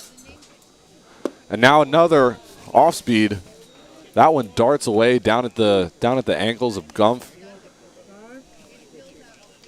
Novi's third strikeout of the day. And that'll bring up. This will be a pinch hitter. This will be a pinch hitter. From UCF, number 17, Brendan Verb. Michael Rosario, perhaps? He's at least batting for him. Yep. The Turks would lose the DH spot in that case, but they still bring in Vern at this rate. As a fastball from Novi catches the inside corner at the knees. 0-1 now. There's another Ferris dances. Novi delivers. Vern yet to swing in this at bat. As Novi comes set, the stretch. Deals on the inside edge. Lively fastball there, but just runs inside.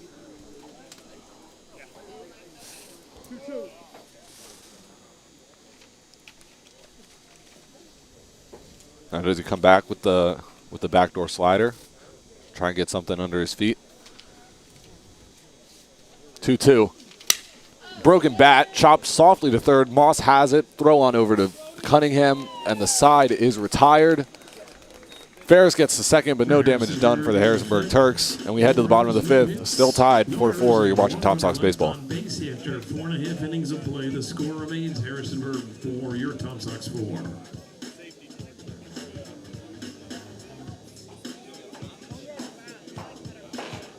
Fans, this Sunday, your Tom Sox will battle the Waynesboro Generals in a special 1 p.m. game. It will be Educator Appreciation Day. For more information, visit our website at tomsox.com. Where did you come from? Where did you go? Where did you come from, Cotton Eye Joe? Where I've been for Cotton Eye Joe. I've been married a long time ago. Where did you come from? Where did you go? Where did you come from, Cotton Eye Joe?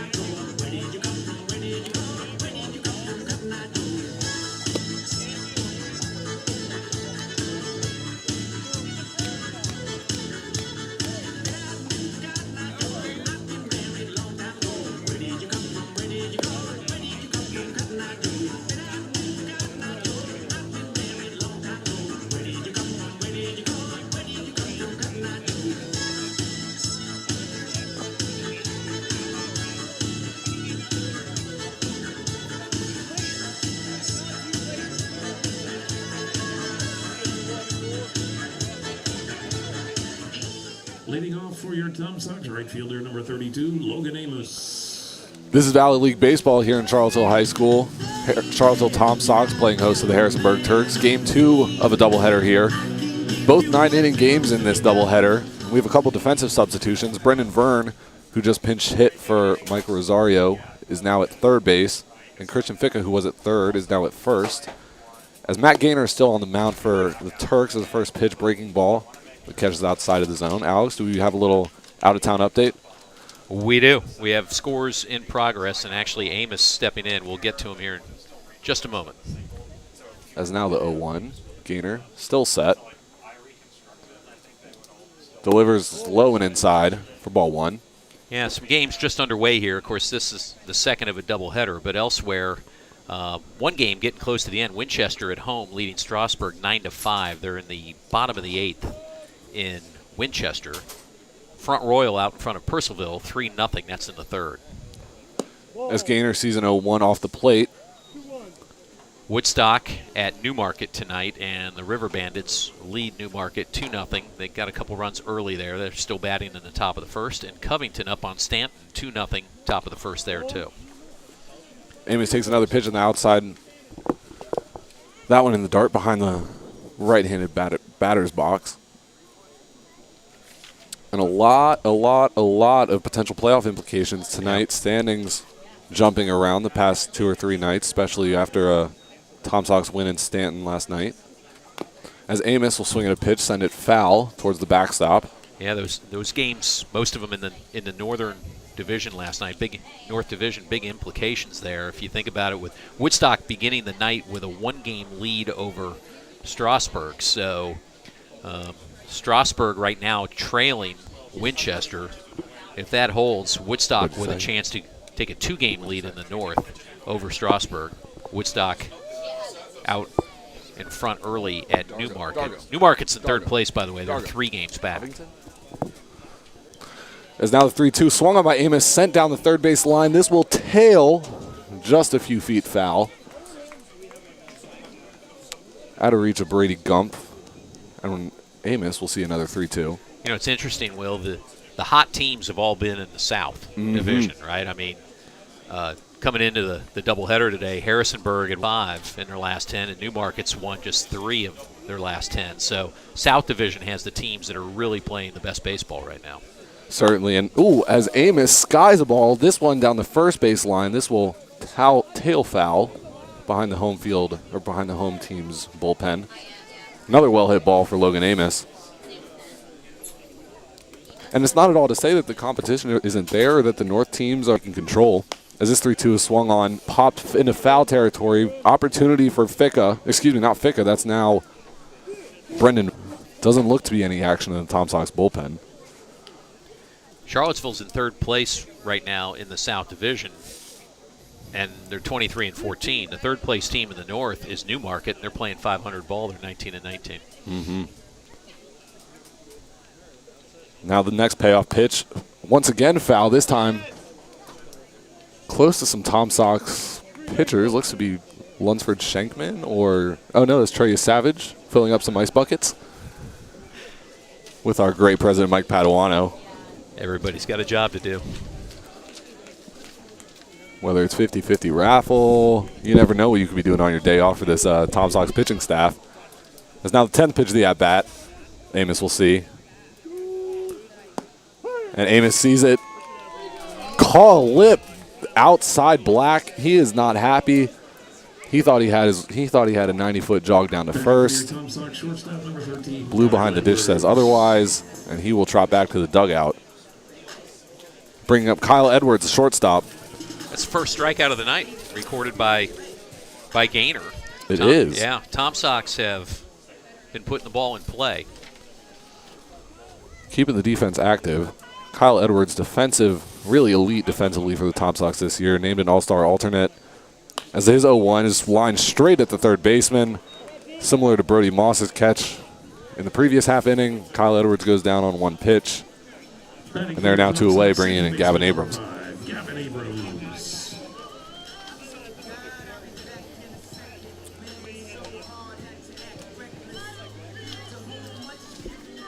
Abrams, who started off the bottom of the 4th with a leadoff walk, later scored on a Trey Younger ground out.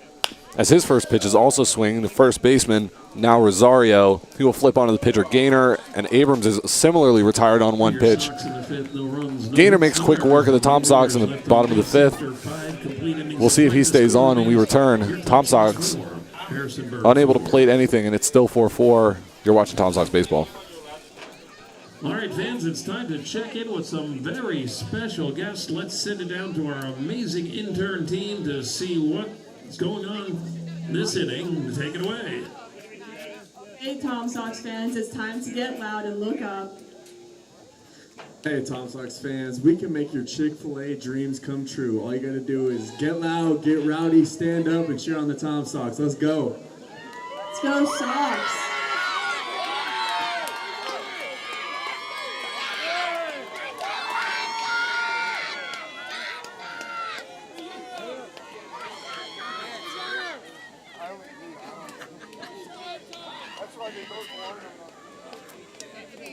$50 raffle ticket numbers. Are you ready? Here's tonight's winning number 854508. That's 854508. If you're holding ticket number 854508, come on up to the press box and claim your prize. You're tonight's big winner.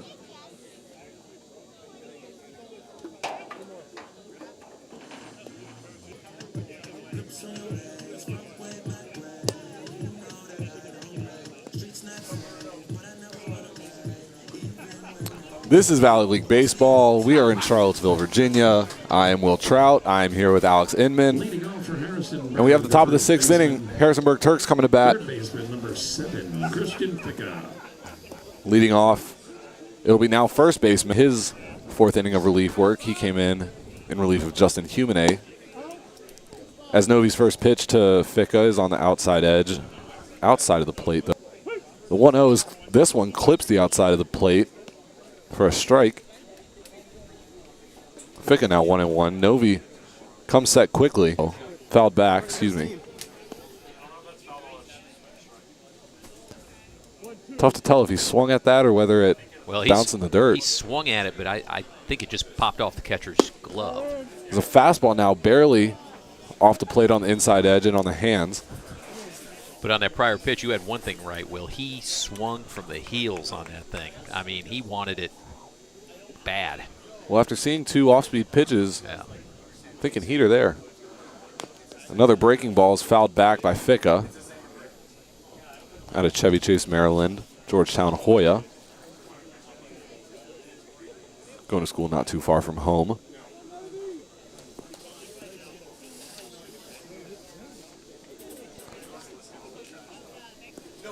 Delivers. Breaking ball does not get Ficca to chase. Now runs full. Novi, who entered in relief of Humane. Humane went 2 innings, gave up 5 hits, 4 runs, all of them earned, walked 1. As now the 3-2 sinks low on an off-speed pitch. And the now first baseman, Christian Ficca, will take his base. Still no action in the Tom Sox bullpen, nor in the Harrisonburg bullpen, so it appears as though it'll still be Gaynor when the Turks come to bat. As Williams will lay one down very well down on third base line. Moss with a barehanded toss on the first, not in time. Great speed there from Williams. Brody Moss makes a fantastic play barehanded, charting to get down that bunt. Unable to make it in time, though. And the Turks have 2 men on with no outs. First hit allowed by Novi. He had retired the first 7 he faced before hitting Ferris in the 5th, and then now a walk and a bunt single. That is, in fact, the first hit for the Turks since the 2nd inning.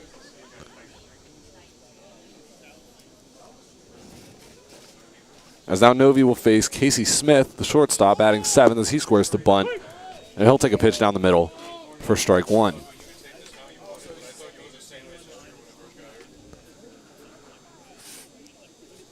Novi, a 6'4" lefty out of Kentucky.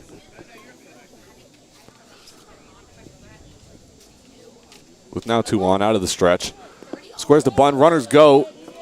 Ball's in the dirt, it gets away from Rojas in front of him. Both runners advance on the ball. And if you're Novi, it's time to get back in the swing. Yeah, that's a timely double steal there by Harrisonburg with the throw in the dirt, giving Rojas no chance. Runners in motion for this Tom Sox reliever. As now it's 1-1 to the righty Smith. With 2 men in scoring position, infield now in on the grass. As this one is hit high down the right field line. Amos is charging, and none of them will make the catch between Gavin Abrams, Logan Amos, and Carter Cunningham at first. It'll drop harmlessly foul, and Casey Smith gets another chance. That's one of those plays, though, where that, as hard as the Tom Sox were going after it, you may be glad, depending on how this at-bat ends up, that just dropped foul, because you had Abrams and Cunningham giving chase running away from home plate. I don't think there's a chance, but it would have been a very tough play. Difficult play, certainly. If the runner had tagged at third and made a dash for home. Yeah, and definitely an opportunity perhaps for error there on what would be a difficult throw. So now it's 1-2 for Jackson Novi. As his delivery is check swung on. Did he go? He did not. Tough play there. Back foot slider from Novi. Very good pitch. Had Smith fooled, but he's able to hold up in time, and he'll see one more. Now 2-2. Tight play there. I thought he went. I certainly did too, but not the best vantage point from behind home plate. Is now the fastball up and away, gets Casey Smith swinging, and a big strikeout for Jackson Novi, his 4th of the day.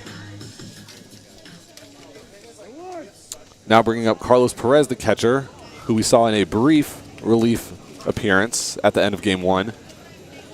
Came in to pitch spot him as the 8th before promptly giving up a 3-run homer. Now Novi with the infield still in on the grass. Perez swings at the first pitch. And he wasn't exactly and never a great opportunity if you're a position player pitching, as the 0-1 is taken high and away by Perez. So still just one gone here in a 4-4 ball game. As Carlos Perez awaits a pitch off speed in the dirt, Rojas makes good work of keeping it in front of him, as he'll take time.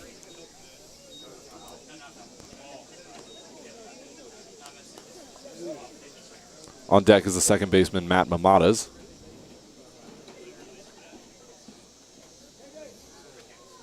And should he advance any runners, it'll be back to the top of the order. It'll be back to the top of the order with center fielder Sam Schnurr.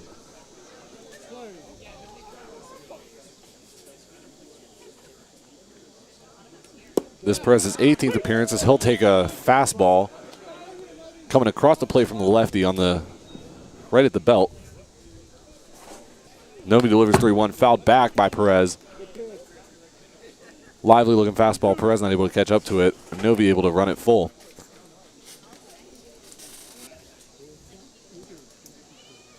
Full count now. Runners on second and third for Jackson Novi. Trying to keep this game locked at 4. Long stare into his catcher, Rojas. And now time's called by the first base ump.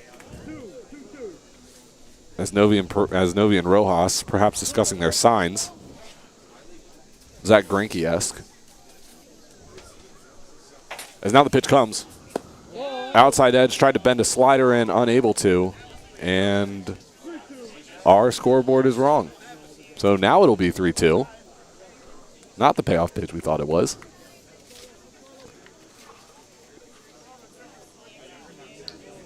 So now for real this time. Novi comes set. Softly hit. Foul into the right-handed batter's box.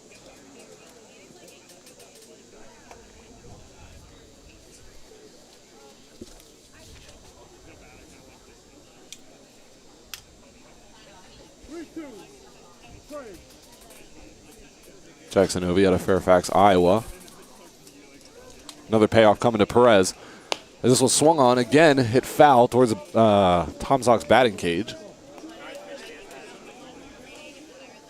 And yet another long at bat here. This incoming pitch be the 9th that Perez will see. Novi's pitch count rising now at 60 pitches. 36 of those being strikes.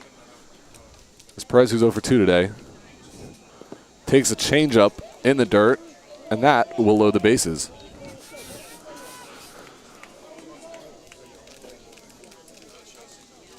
Still little action in the Tom Sox bullpen as Novi now has a difficult situation for him. Double play now in effect, however. I think things are going to get busy in the bullpen right now. Yep. This perhaps a coach's meeting to give their bullpen arm a little time to get set up, get warmed, get a couple pitches in.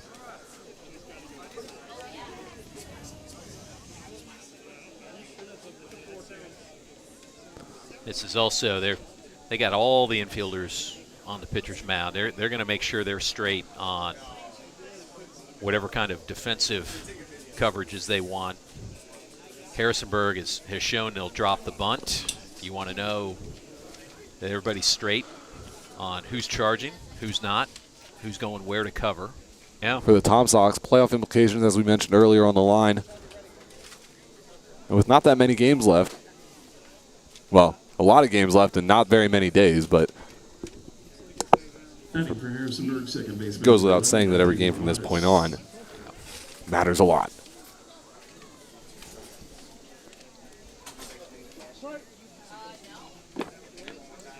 Still no action in the Tom Sox bullpen after that meeting as Novi now 0-0 to Matt Mamadas, the second baseman.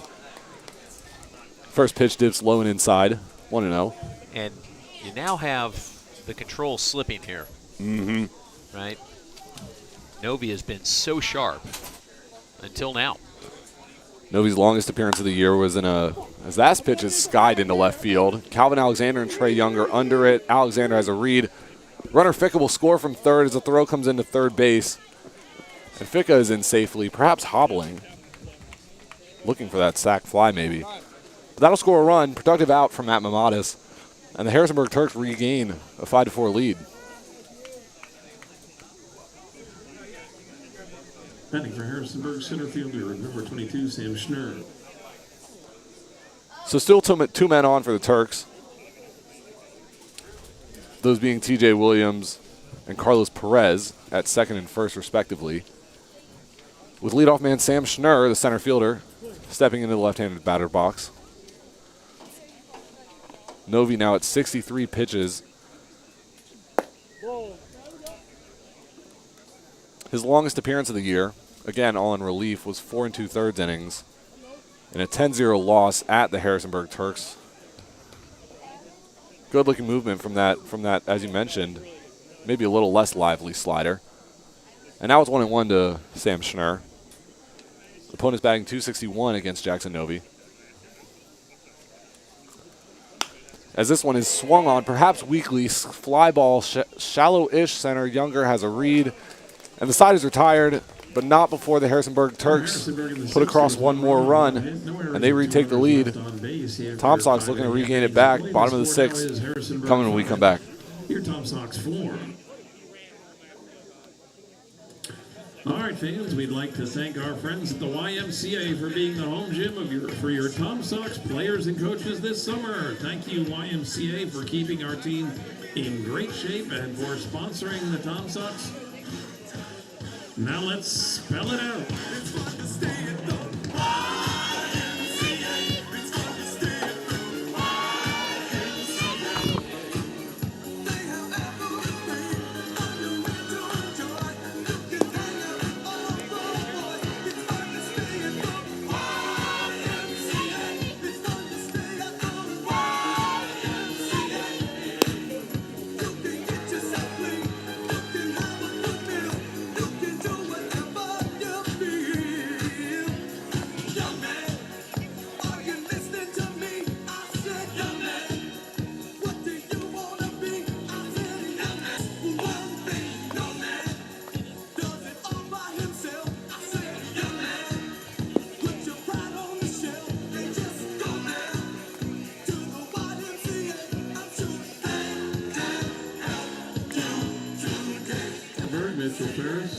And pitching for Harrisonburg from James Madison, number 12, Casey Smith. Now playing third base, Christian Ficca.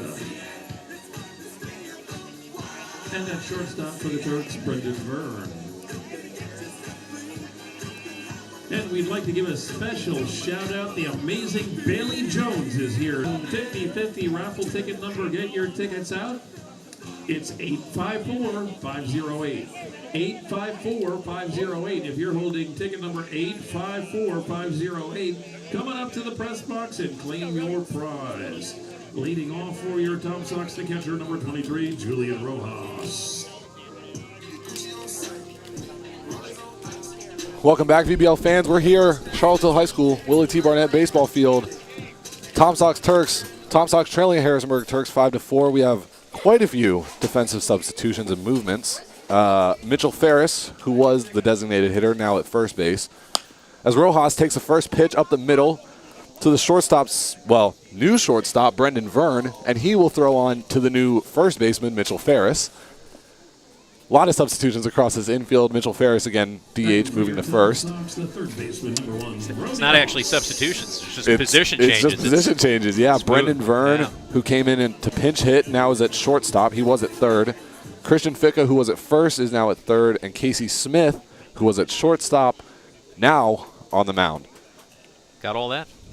Hope so. As now Brody Moss steps in, left-handed batter out of Auburn. He'll take the first pitch on the outside edge for 1-0.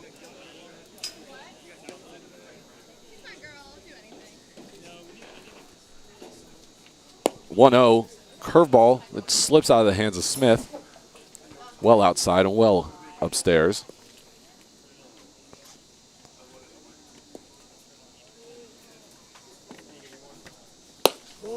As the 2-0 is taken again low and outside for 3-0. As perhaps Tom Sox dugout wants Brody Moss to swing away here. 3-0, we'll see. Pitch comes in well low, well inside, and that'll put Brody Moss on first base with a 4-pitch walk. So not the start for Casey Smith that you want to see. Right-handed pitcher out of Morgantown, West Virginia, again attends James Madison University, so not traveling too far for his summer ball stint. As a pitcher, he has a 3-1 record with a 3.96 ERA. This will be his his 9th appearance. He started 2 games. He has 1 shutout, 1 save on the year to go with 25 innings pitched, 22 strikeouts, 7 walks, and 27 hits. Opponent's batting .267 against Smith. As Trey Younger will step in, as he'll sky a pitch, shallow right center, not even out of the infield. As the second baseman, who has not changed tonight, Matt Mamadis, will squeeze for the first out of the inning. And that'll bring up ECU Pirate Carter Cunningham. Big Gangnam Style fan. I know his GIF is somewhere on Tom Sox Twitter. But he'll step in with 1 out. 2 out, excuse me. As Casey Smith will throw over line. Brody Moss a little shaken up at first base. I can't figure out if did he hit the bag wrong or did he get tangled up with Ferris, the first baseman. Ferris was obviously trying to make a play on the ball, and the throw was wide. Appears to be okay, though. And if I'm not mistaken, Smith has appeared against the Tom. Oh, I stand corrected. He has not appeared against the Tom Sox. Regardless, 0-0 now to Cunningham as he takes a ball below the knees.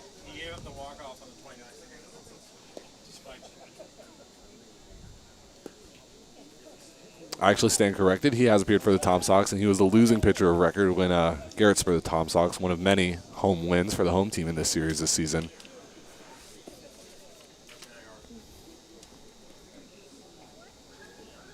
As now 1-0 the count, Cunningham takes another ball on the lower part of the zone.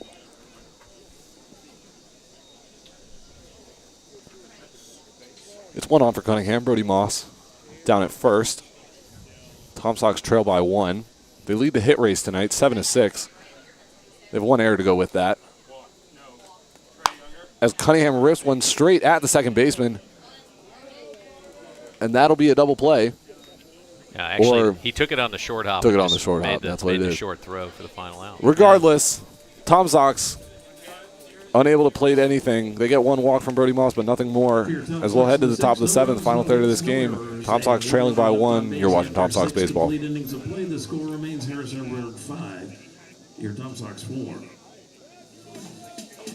Fans of the Tom Sox would like to thank Stephen J. Engel of Origin Wealth and Ameriprise Financial Services, LLC. Whether it's saving for college, living the retirement lifestyle you choose, making smart investments, Stephen is your man. The personalized financial advice that he offers can help you prepare for the expected and the unexpected things in life. As a result, you can feel more confident, connected, and in control of your finances. Stephen J. Engel.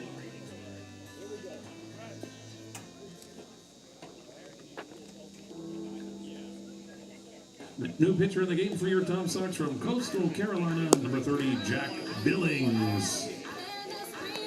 All right, fans, here's a 50-50 raffle ticket number for you to look up. A new 50-50 raffle ticket number 351260. Again, if you have ticket number 35, coming up to the press box and claim your prize.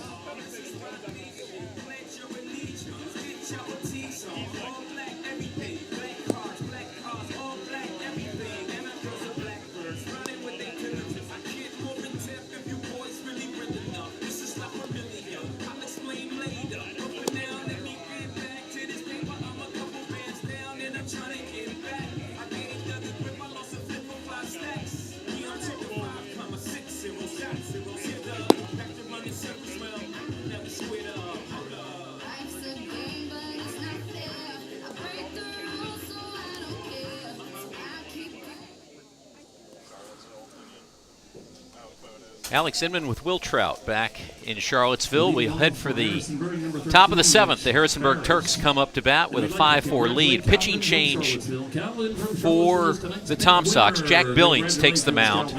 Tom Sox third pitcher of the night. He's out of Coastal Carolina. Young man from Voorhees, New Jersey. A righty, 6 foot 230, and the pitch on the way is swung on and lined into right field. It's going to drop for a base hit, rather, I should say, off the bat of Mitch Ferris. Mitch Ferris, who started as the designated hitter tonight for Harrisonburg, now at first base, starts the Harrisonburg seventh with a clean single to right field. It'll bring up Brady Gump, who came into this game in the bottom of the third to play left field for Harrisonburg. One of those nights where we got a lot of substitutions, a long day, 18 innings. You're going to see a lot of guys into this game in the late innings, I suspect. You've got tired arms, tired bodies. To my knowledge, 10, 11 rainouts this year. So when you lose those games, the end of the season can get really jam-packed. Yeah. That's a fastball down the middle from Billings. And the count quickly 0-2 on Brady Gump. The foul ball off. He squared the bunt. Didn't show any signs of that time, and it's no balls, 2 strikes. The pitch on the way, swung on and fouled. Out of play down the first base side. This Billings' 9th appearance, 1 win of record, no losses, 2.53 ERA. Was named a Valley League All-Star. Should the All-Star weekend have happened. Gump struck out in his first plate appearance tonight off of Jackson Novi in the 5th, and now he's in an 0-2 hole here. Ferris takes his lead, and the next pitch is fouled straight back.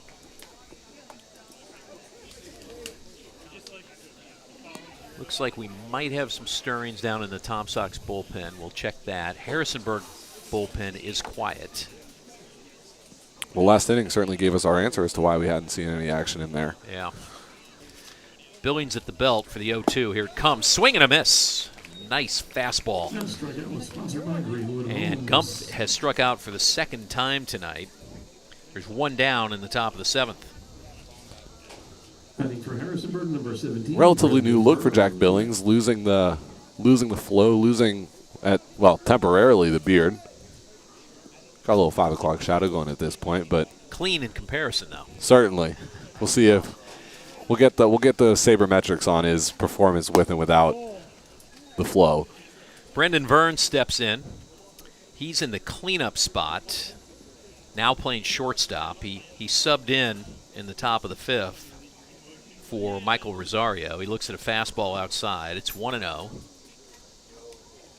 Pitch on the way. Another fastball down low. It's 2-0. So far, Billings keeping it pretty simple. It's fastball, fastball, fastball. He's got that big overhand motion, very 12-6. And now a little throw over to first base. A little less quick there. Yeah, just to keep Ferris close, keep him honest over there. A little lob. And now the 2-0 to Vern, swung on, lined into right field, coming on and making the catch is Logan Amos in right field. Nice play. Got a quick jump on it. Moving in and a little to his right, sliding catch, and that's the second out of the Harrisonburg 7th. Logan Amos out there and left, a big body, only 6 foot, 205. Great reaction time there from the VCU Ram. Got the jump on it. That play is not possible if he did not have a strong break on the ball. And with 2 outs, here's Christian Ficca. Curveball taken for a strike. 2 outs in the Harrisonburg 7th. They lead it 5-4. Ficca reached on an error to get things started in the big Harrisonburg 4-run second inning. He's popped up and walked. Check swing in the dirt, gets past the catcher Rojas, and down to second on the wild pitch goes Mitch Ferris. So now Harrisonburg looking to extend their lead, and they have a man in scoring position with 2 out.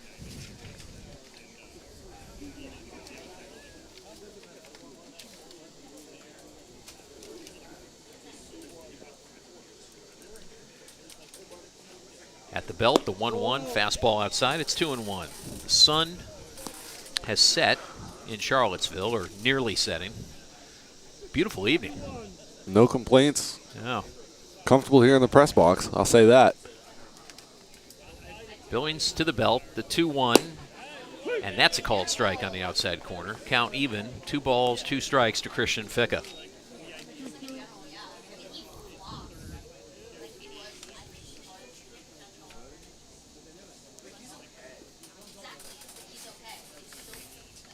Ferris with the, I'd call it a moderate lead, a little bit of a walking lead line.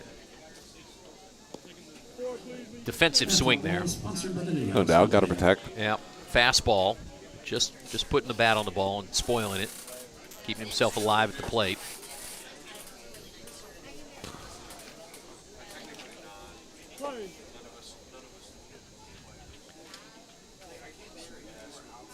Ficca with that really open stance. He really is almost parallel to first base. And that is taken for a ball. And the count runs full. So, of course, first base open here with 2 outs. T.J. Williams, the right fielder, awaits in the on-deck circle. He's 1 for 2 tonight. Now the pitch on the way, swung on, and popped out of play, straight back. Definitely a challenge pitch there from Billings. Fastball pretty right down the middle, seeing what Ficca can do with it.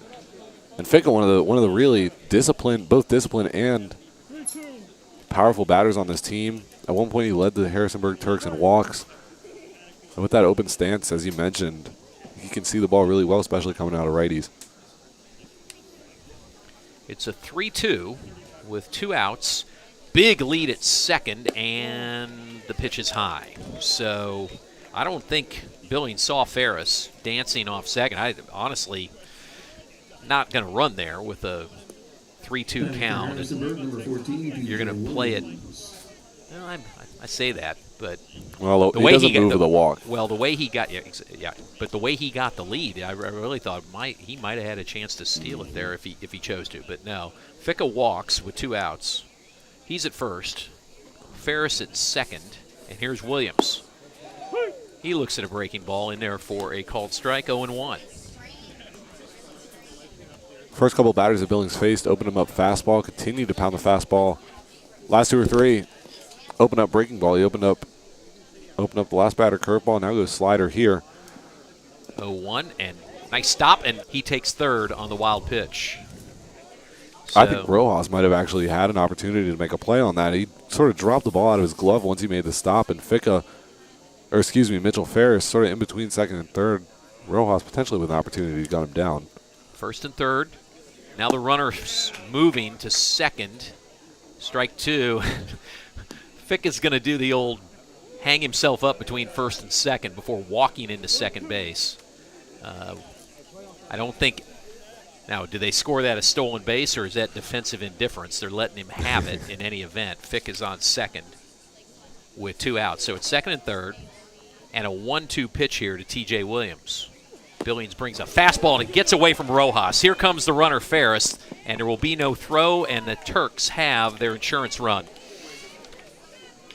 That is the third wild pitch of the inning by Jack Billings. Ferris singled to open the inning, advanced to second on a wild pitch, third on a wild pitch, and scores on a wild pitch. It is Harrisonburg 6 and Charlottesville 4. Ficka took third, and now the count is 2-2 and swung through for the strikeout and the final out of the inning. Berg in the top of the 7th. It's a run on 1 hit. All right, ladies and gentlemen, it's time to get There up were for the 7th no inning errors. stretch. There were Remember, 3 wild you pitches, get a candy walk, if you sing. a So let's strikeout, hear it. and 1 left. It's 7th inning stretch time in Charlottesville with our score Harrisonburg 6 and the Tom Sox 4. Here we go. Take me out to the ball game. Take me out with the crowd.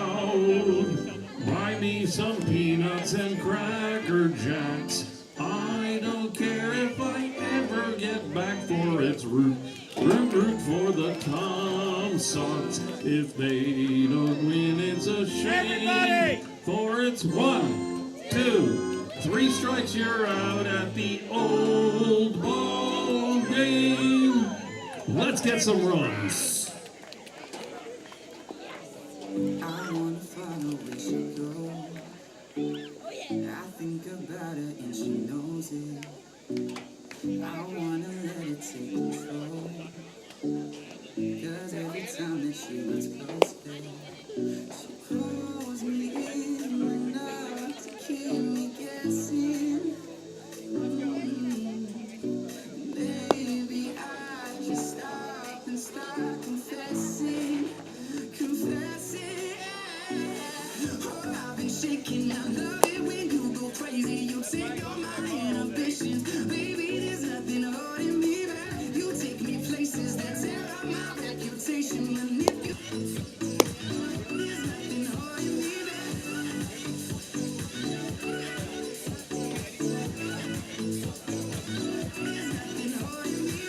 She says that she's never afraid. Leading off for your We're into Tom Sox, number the 12. Harrisonburg leads the Tom Sox 6-4, and leading off for Charlottesville is the DH Cole Wagner. It's in the top of the 7th. Harrisonburg picked up the insurance run to go up 2. Otherwise, Cole Wagner, who can hit it out at any ballpark in the Valley League, and he can change the game with 1 swing given the opportunity. He didn't have that opportunity there because Harrisonburg had the 2-run lead. Definitely. I mean, I'd say of anyone on this team, if you're looking for someone to deliver that, big shot, that big in that clutch opportunity, there's no one else I'd turn to other than Cole Wagner. Wagner 2 for 4 on the night now with his first triple of the season back in the 4th, and now a single in the 7th that brings Calvin Alexander, the tying run, to the plate. He looks at a breaking ball for a called strike. Wagner's stat, I mean, the fact that he has reached base in every game he's played this year, 29 now. This is 29th, yeah. Alexander swings through a fastball, and it's right off the mask of Carlos Perez. One of those, it sounded like a solid strike, and we'll see. He doesn't appear to be flinching. He looks ready, but boy, you wouldn't have thought twice if he'd keeled over. That one hit him smack dab on the top of the helmet. Counts 0-2 here to Calvin Alexander. Casey Smith at the belt checks the runner, and the pitch is breaking ball inside. It's 1-2. Calvin Alexander, as we mentioned, really heating up recently. Delivered his first home run against Stanton last night. Quick throw over to keep Wagner close. He's back in safely. Logan Amos in the on-deck circle for the Tom Sox.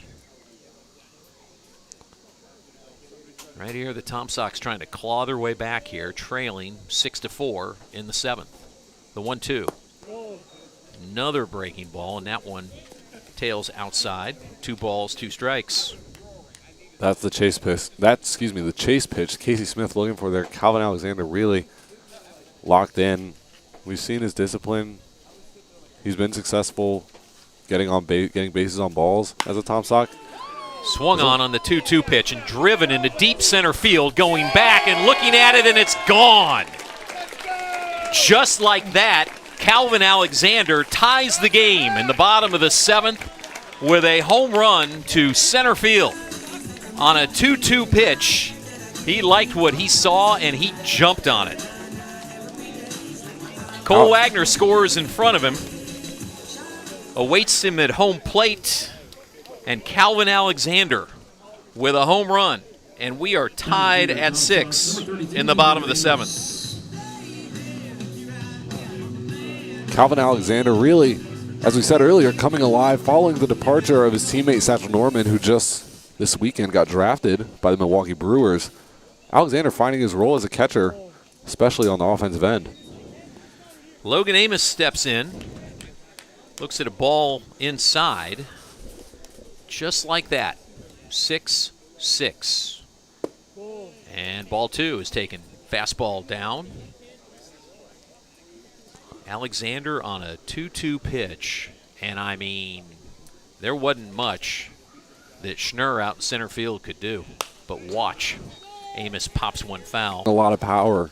Really a consistent hitter all year in Satchel Norman. No longer with the team. And if Calvin Alexander and the rest of this catching staff is able to step in. Amos swings on the 2-1. Fly ball, left field. And under it comfortably is Brady Gump to record the first out of the Charlottesville 7th. I'll just finish by saying this catching staff, which has been sort of by committee, we've seen primarily Calvin Alexander and Julian Rojas. Well, yeah. Satchel Norman predominantly, but now Julian Rojas stepping into that sort of second catcher spot, and then Nick Erickson. If we can get that similar kind of offense and sort of this catching by committee approach as the season comes to a close, really would be a much-needed spot for the Tom Sox. Curveball high to Kyle Edwards, batting here from the right side with 1 out in the 7th off of Casey Smith. And the 1-0, fastball, misses just outside. 2-0, we mentioned Satchel Norman. For those unfamiliar, the Tom Sox catcher was drafted by Milwaukee in the 15th round the other day. Young man out of Florida Southwestern, the latest, or one of the latest Tom Sox draft picks. Chopped with the swing, a high fastball lined into left field and caught there by Brady Gump. Kind of a hack more than a swing there from Kyle Edwards. Went right at Gump. Lines it in the left field for the second out of the inning. And here's Gavin Abrams. Abrams, a lefty, against the righty Casey Smith, who's into the wind and misses outside with a fastball. If Abrams reaches, it would be Rojas. The 1-0, another fastball away. 2 balls, no strikes to Gavin Abrams.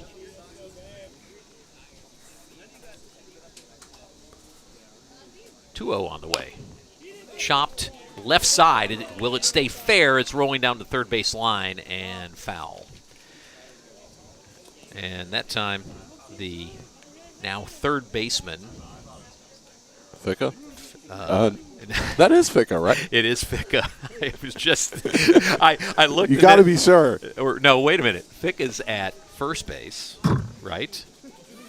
No, Mitch Ferris is at first base. Yeah, no, true.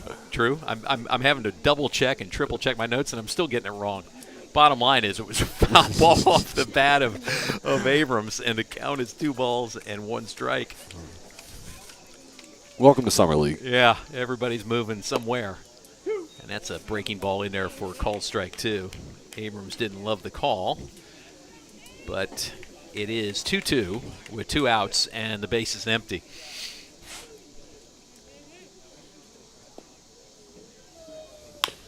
And the 2-2 pitch is swung on. Right side, a little grounder on 2 hops, played there by Mamatis, excuse me, and he flips on to first base to retire the side. So for the Tom Sox, they tie it in the bottom of the 7th. It was 2 runs on the home run from Calvin Alexander. 2 hits in the inning. No errors and none left. We head for the 8th. It's Harrisonburg 6 and Charlottesville 6. Personalized auto insurance, home insurance, renter's insurance, life insurance, and business insurance throughout Central Virginia. Like a good neighbor, State Farm is there.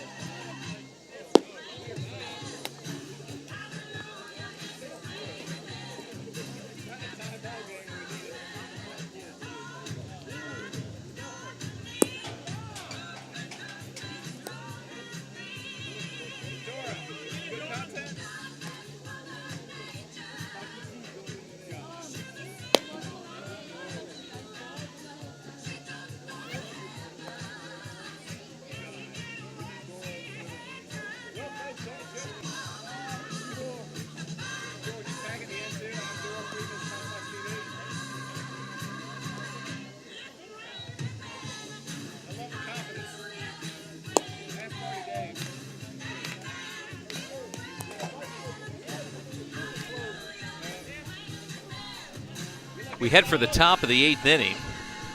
Harrisonburg and Charlottesville tied at 6, and this is something new for the Tom Sox this year. A new pitcher for the Tom Sox, and it is out of the University of Georgia, Garrett Spikes, making his first pitching appearance of the year, Will, at a crucial time in a crucial game, with the game knotted at 6 in the top of the 8th. Garza, so for those that might be unfamiliar, the Garrett Spikes did pitch in high school. We'll interject by saying Casey Smith leads it off here for Harrisonburg and looks at a ball upstairs. It's 1-0. And pitch on the way, swung on. Fastball lifted into right center field. The outfielders converging, and it will be Trey Younger who makes the play in right center field for the first out of the 8th inning. Garrett Spikes, though, perhaps an intern and fan favorite, again, out of the University of Georgia. He's been itching to get a bullpen, to get a relief appearance, and now, as you mentioned, really critical point in the season, and Ramon Garza putting his trust in one of the goofier guys on the team, I'll say. Carlos Perez, the Turks catcher, batting in the 8th spot, looks at a fastball on the inside corner. It's 0-1, and Spikes working from the stretch here. No windup. He's going from the stretch at the belt, the 0-1. Chop to the right side and foul. Spikes bolting off the mound there to field that, but the ball comfortably foul. And it's 0-2 to Carlos Perez. Fans here definitely know what's going on. Yeah. Ball, and that's unfortunate on an 0-2 pitch. Mm-hmm. You know, he's trying to get command of the breaking ball. I get that, and. But with an 0-2 count, Mamatis, the second baseman, free tonight. He singled into left field. Throws. And that's a ball outside. 1 ball, 1 strikes to Mamatis. Perez, not a threat to run over there at first. Wow, just a get out of the way, excuse me, swing, and it's fouled out of play. It's 1 ball, 2 strikes. Mamatis, pretty sure wishing he could have found another solution there. Mm-hmm. That ball was nowhere near the plate. It was in on his hands, and he's just trying to get out of the way, and he, unfortunately for him. Really pounding the inside edge here. You see a lot of college pitchers tend to work the outside of the plate with Spikes. 1-2 on the way. Curveball chopped to the third base side, to second for 1, to first, and not in time. Moss with Moss didn't really have a chance to charge that ball. He had to play it on the honest hop through to second for the force to retire Perez. The relay throw from Abrams, a strong throw, simply not in time to get Mamatis, who was speeding down to first. So there's Mamatis on first base with 2 out, and the top of the Harrisonburg order, here's Sam Schnurr, the center fielder. Fastballs, called strike 1. Schnurr walked in the first, was cut down attempting to steal, singled in the second, lined to third in the fifth, flied to center. A swing and a hard hit went into the Tom Sox dugout. They scatter. And everybody's safe, no damage done. But that one had some heat on it. 0-2 to Sam Schnurr. And there's the strikeout victim is Schnurr to retire Harrisonburg in the 8th inning. They get no runs, no hits. Has a 6-4-3 lead of the 6th, Percival 5, Front Royal 3. That is today's Valley League scoreboard.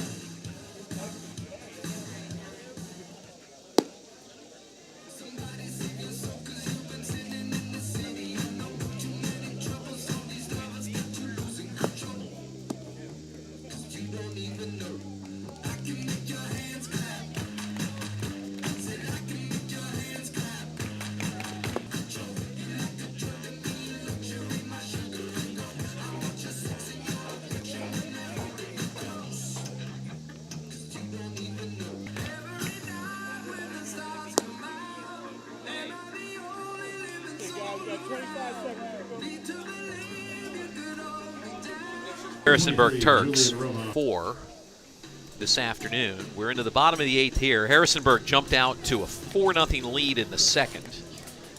The Tom Sox worked their way back in. We're tied at 6 here. Julian Rojas, the catcher, leads it off and looks at a fastball high. 1-0. He's facing the Harrisonburg relief pitcher Casey Smith, who started the game at shortstop, moved to the mound in the bottom of the 6th inning, his 3rd inning of relief here. The 1-0. Breaking ball misses high and in. 2-0 to Rojas. In the on-deck circle for Charlottesville is the third baseman out of all. Radford batting 174 this year. And he looks at a called strike, a fastball right down the middle. 2 balls and a strike. A breaking ball on the inside corner, and the count is even at 2 balls, 2 strikes. Smith into his 3rd inning has been impressive, but for the home run surrender to Alexander. And there's a breaking ball, misses to run the count full. It's 3 balls, 2 strikes to Julian Rojas.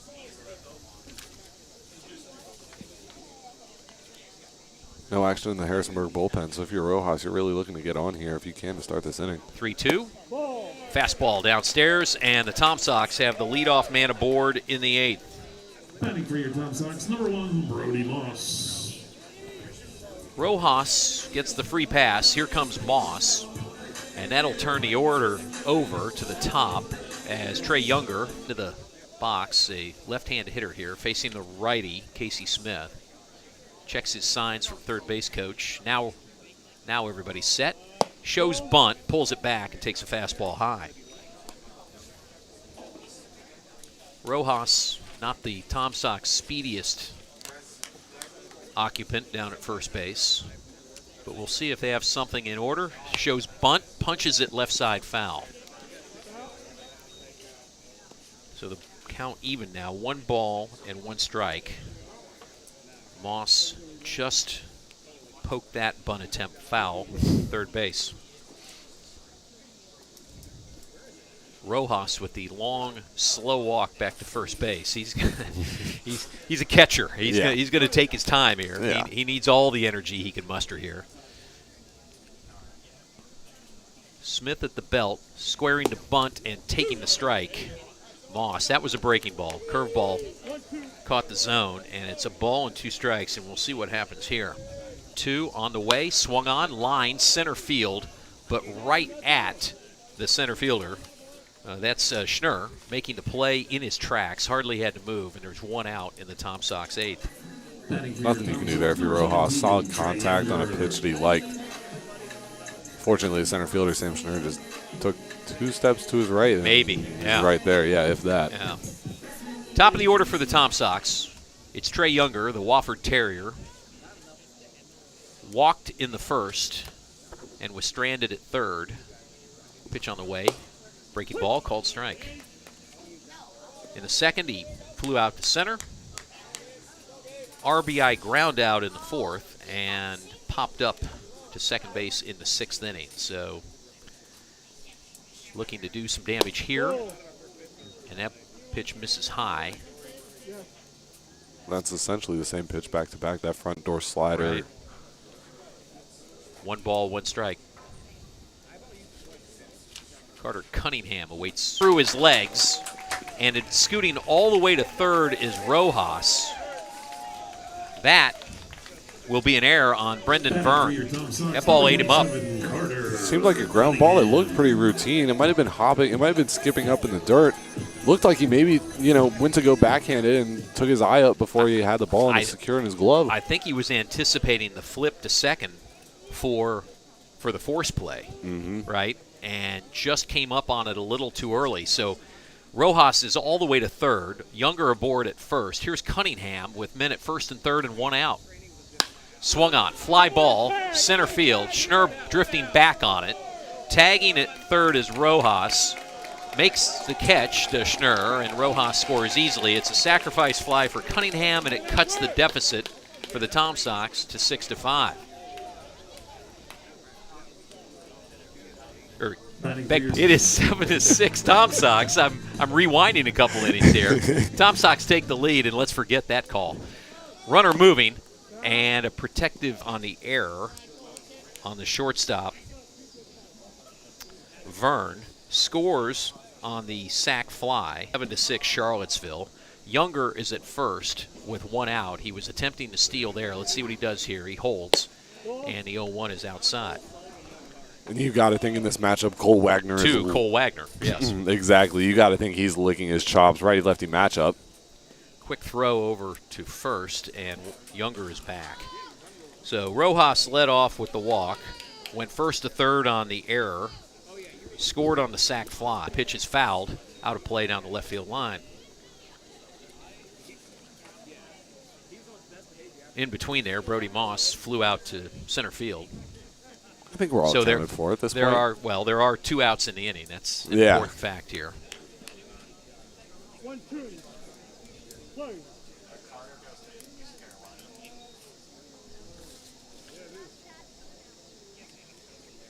Cole Wagner stands in, about to face a 1-2 pitch from Casey Smith.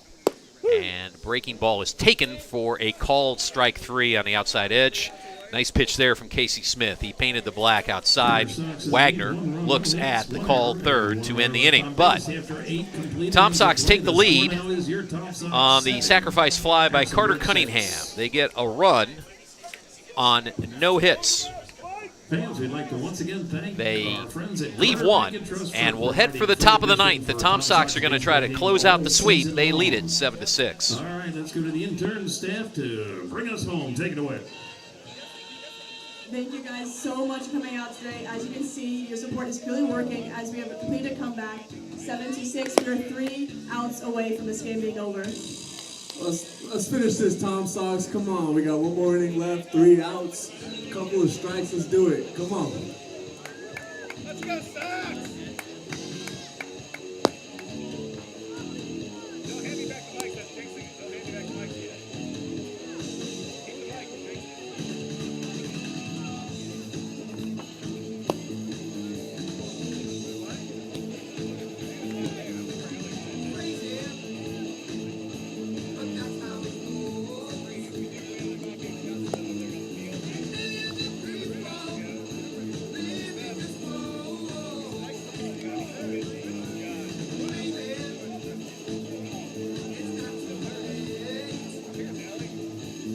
As we head for the top of the 9th inning, Tom Sox won game 1 of this doubleheader 15-4. And Will, what they're trying to do here would be truly impressive. And I don't just mean rallying to win and complete a sweep, but they've got a hex going on Harrisonburg here in Charlottesville. No doubt. This is lining up to be, I should say, Tom Sox 5 years ago on June 17th. Mitch Ferris stands in and pulls one foul down first base line. It's 0-1 against the non-traditional candidate to close it out here for Charlottesville. Garrett Spike stays on the mound. And the 0-1, breaking ball in there for a called strike 2. And who would have thought last year that Garrett Spikes, who played well for the Tom Sox as a right fielder, would be back this summer and now potentially in line to earn his first win of the season. 0-2, chop foul, first base side. Count remains 0-2. It's 2-3-4 here in the batting order for Harrisonburg in the 9th inning. Ferris will be followed by the left fielder Brady Gump and the shortstop Brendan Vern, if things hold to form here, who's at the belt. The 0-2 swung on, lined into right field. That'll drop for a base hit. Good piece of hitting there on an 0-2 count by Mitch Ferris. He's aboard to lead off the Harrisonburg 9th. The tying run, he is at first base. Pens are quiet, although we see some stirring down the third base line for Harrisonburg. Here's Brady Gump. He squares to, and they got him. That was a squared bunt. Brady Gump squared, popped up the bunt a little back towards the pitcher. Charging, of course, with Spikes. He couldn't quite get second baseman covering, right? Abrams was covering because Cunningham was charging. He turned and threw to the shortstop, Kyle Edwards, to get the runner Ferris, who had overrun second base and could not get back. There are 2 gone in the top of the 9th, and a called strike to Brendan Vern, who now pops one out of play. It's 0-2. And the Turks are down to their last strike. 2 on, nobody out. Spike's looking to close it here against Vern. At the belt, the pitch. Misses outside with the breaking ball. It's 1-2. What a crazy play and a clutch bit of defense there by the Tom Sox. Obviously couldn't have come at a better time, but now Spike's in a position. 1-2. Swung and just fouled on the breaking ball. He just got a piece of it to stay alive. Fans here at Charlottesville High School want Spikes to get his first win.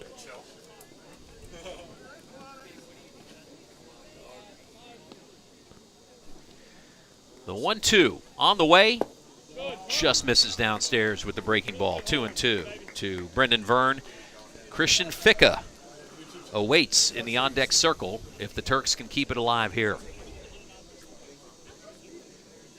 2-2.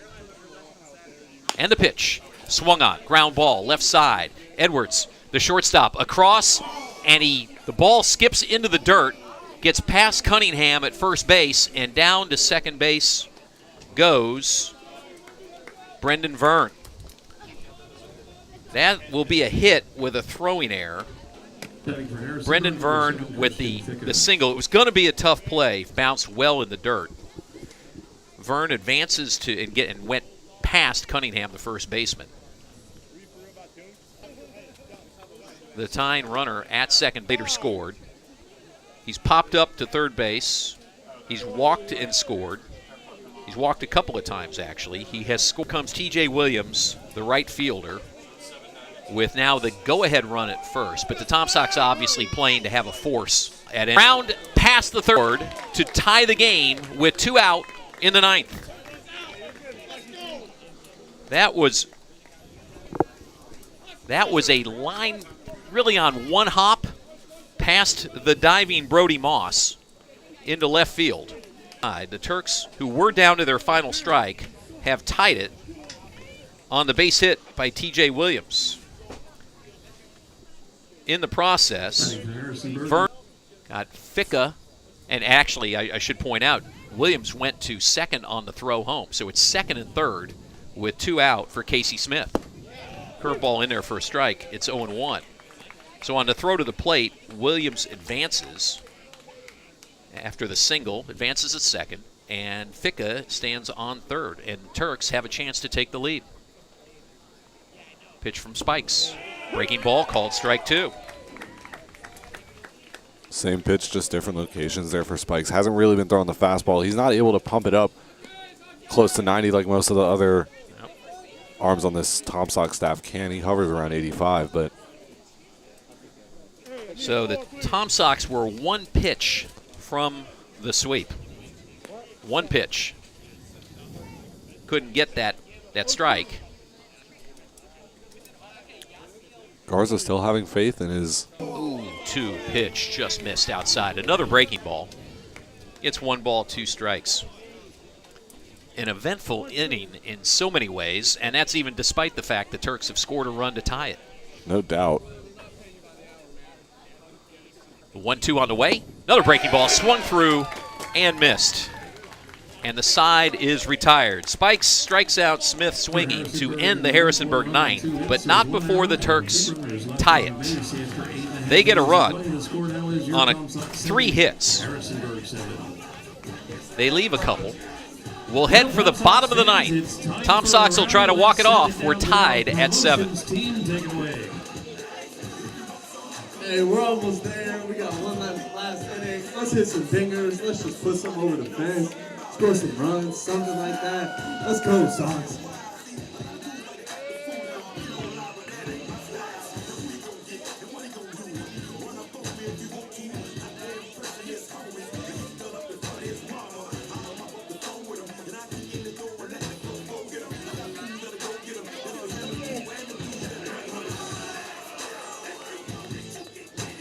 New pitcher in the game for Harrisonburg from West Virginia Tech, number 28, Garrett Warden.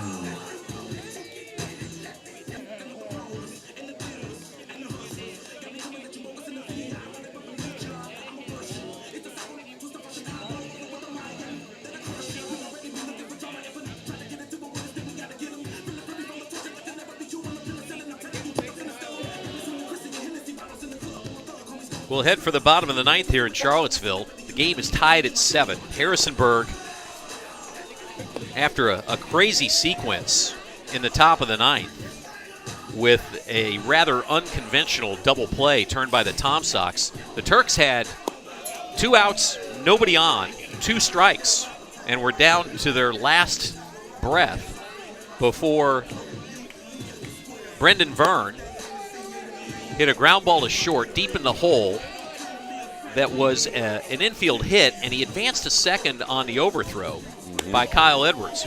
So that put the Turks in business. He would come around to score.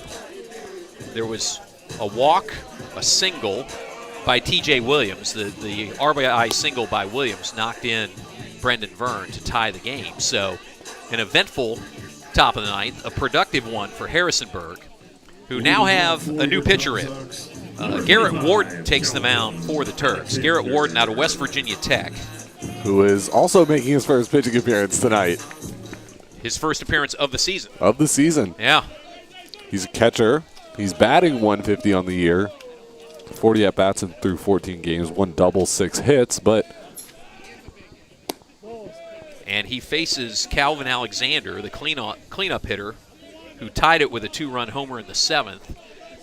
And he's working from the stretch, and is it possible? Well, that was I'll call it a fastball. I'd love to see the reading on the gun, because it might have scratched 80. I'm wondering whether, Knuckleball? If only. Well, the first pitch I was thinking. Oh, it's possible. You never know what these position players are going to come out here throwing. No, the first pitch was a flutter. The other 2 have been fastballs here. That was a ball, and Alexander stands ready. Pitch inside for a called strike 2. Counts 2 balls, 2 strikes to Calvin Alexander, leading off the bottom of the ninth. It was his home run in the 7th who tied it for the Tom Sox. And there's a breaking ball in the dirt. It's full at 3-2. And we'll keep working to get a read on Garrett Warden's pitching arsenal here, exactly. 3-2 on the way, swung on and missed. And I hesitate to call it gas, but I will not hesitate to call it effective, because he struck out Calvin Alexander there, who swung through one on the inside part of the plate and he is the first casualty in the Tom Sox ninth. There's one out. And you never know, if you're a collegiate level player and you see these guys coming in who are throwing, 80 at best, you don't know what to do. Right. Logan Amos stands in. Fastball down for ball one. Because it's not to the point where, you can go out there and throw 45-mile-an-hour slow balls. Well, you're facing him, and his fastball is essentially a changeup versus what you've seen previously. 1-0 on the way to Amos, and that one's inside. It's 2-0. Tom Sox looking to get a base runner here. Kyle Edwards, the shortstop out of ODU, stands in the on-deck circle. One out in the ninth, nobody on. 2-0 to Amos, ball three outside. And if your guards are here, what do you think you're telling your guys as they're stepping up to the plate? Obviously, looking for a strike on the outside corner. But are you telling your guys to get on base, or are you really just looking for one guy to win this game? Patience, I think. And the 3-1 is swung on and lined into center field for a base hit. Amos went clean up the middle with that swing. Lined into center, and the Tom Sox have the winning run aboard in the ninth with one out. And lined out to third base the other time. And now he bats here with Amos on first, and he swings through one. It's Owen on the hill in relief. Misses outside. It's 1-1. Perhaps we'll see some Greinke-esque emphasis. He's a catcher by trade and by appearance. 1-1. Misses inside. I mean, you're watching him out here. I want to be very clear. He is in command here of what he's doing. Oh, no doubt. Yeah, he has a game plan. 2-1 on the way, and it's swung and pulled foul down the third base line. This is not one of those blowout position players. Let's just save the bullpen thing. He's in this spot to get out, to be effective, right? Yeah. 2-2 the count to Edwards. Amos with the lead, swung on, and another one line foul just past the Harrisonburg dugout on the third base side. Count holds at 2 balls, 2 strikes with one out. In the ninth, we're tied at 7. Certainly making for a lively evening here at Charlottesville High School. And that one, I will call it off speed from his normal pitch there, and misses outside. It's 3-2. Amos takes his lead. He's the winning run at first. And there's a ball outside, and the Tom Sox have 2 aboard with 1 out in the ninth. Edwards works the walk, advancing Amos down. He's 1 for 4 tonight. He singled and scored in the fourth. Has a chance to perhaps end it here. Back on it, and it is gone. Seen by Gavin Abrams in the ninth. And that ball was obliterated. Gavin Abrams jumped on it like it was home run derby. Gavin Abrams with the 3-run home run in the ninth. The Tom Sox win it 10-7. It is a Tom Sox triumph. And a Tom 2-1 game. And if you're Gardner on the mound there, what else can you do there? Clearly not someone who pitches with any regularity. Gavin Abrams, obviously a disciplined hitter out of the University of Clemson, and he takes that ball about country mile over the short right porch. Yeah, there was, if ever the definition of a no-doubter, that was it right there. He swung at that, leaned way back. Yeah. Everybody knew it was over. Yeah, the Tom Sox have had 2 home runs tonight. Alexander tied it with a 2-run jack in the 7th, and on that one, the center fielder Schnurr took a step and watched it. And on this one, the walk-off by Gavin Abrams, it was the right fielder T.J. Williams who took a couple of steps back and then craned his neck to watch the ball disappear into the trees in right field here at Charlottesville High School. So the Tom Sox get 3 in the ninth on 2 hits. The walk-off home run game winner from Gavin Abrams gives Charlottesville a 10-7 win over the Harrisonburg Turks, and with it, a sweep of the doubleheader tonight, and with it, the South Division standings, well, it's tied, right? It was one game deficit coming in. I misspoke a moment ago.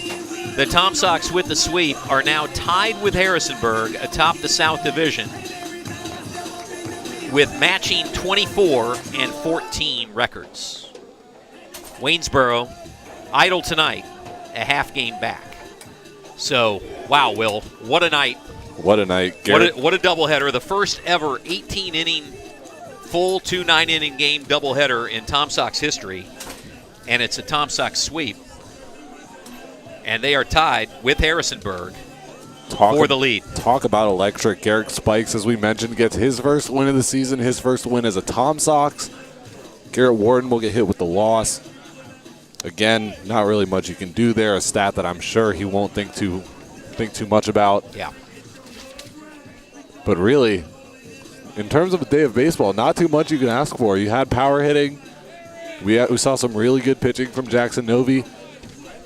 As a baseball fan, I got no complaints. This game had a little bit of everything. Exactly. It had a couple of stellar defensive plays. The double play that Charlottesville turned on the bunt, where Spikes started it by simply throwing the first to retire the batter, but then the heads-up play by Abrams. Boy, did he close with a bang tonight. He had the defensive play where he took the throw from Spikes for the first out in the ninth and then turned, wheeled, and threw a BB down to Kyle Edwards at short to get the runner who had overrun the bag. I mean, that was top-shelf defense. And then the Tom Sox walk it off. Abrams with the 3-run homer in the bottom of the ninth. So, Will, a wonderful night. Great working with you. Absolutely. Never a complaint. Enjoyed it greatly. Let's do it again sometime. And let's look forward to what figures to be a wonderful end, just an amazing run of baseball upcoming here to close out the regular season. Any way you slice it, with the standings in the South, with Harrisonburg and Charlottesville tied and Waynesboro a half game back. Every game matters down the stretch here for everybody. And it's going to be an exciting few days of baseball with the Valley League playoffs looming. So that's a wrap from Charlottesville. Tom Sox win Game 1, 15-4. They walk it off in Game 2, 10-7 to complete the sweep. Their 15th straight win at home over Harrisonburg. In so doing, the sweep ties the Tom Sox, and more to come here down the stretch in the Valley League. For Will Trout, I'm Alex Inman, thanking you for joining us wherever you are tonight. We hope you enjoyed it, and good night from Charlottesville, Virginia.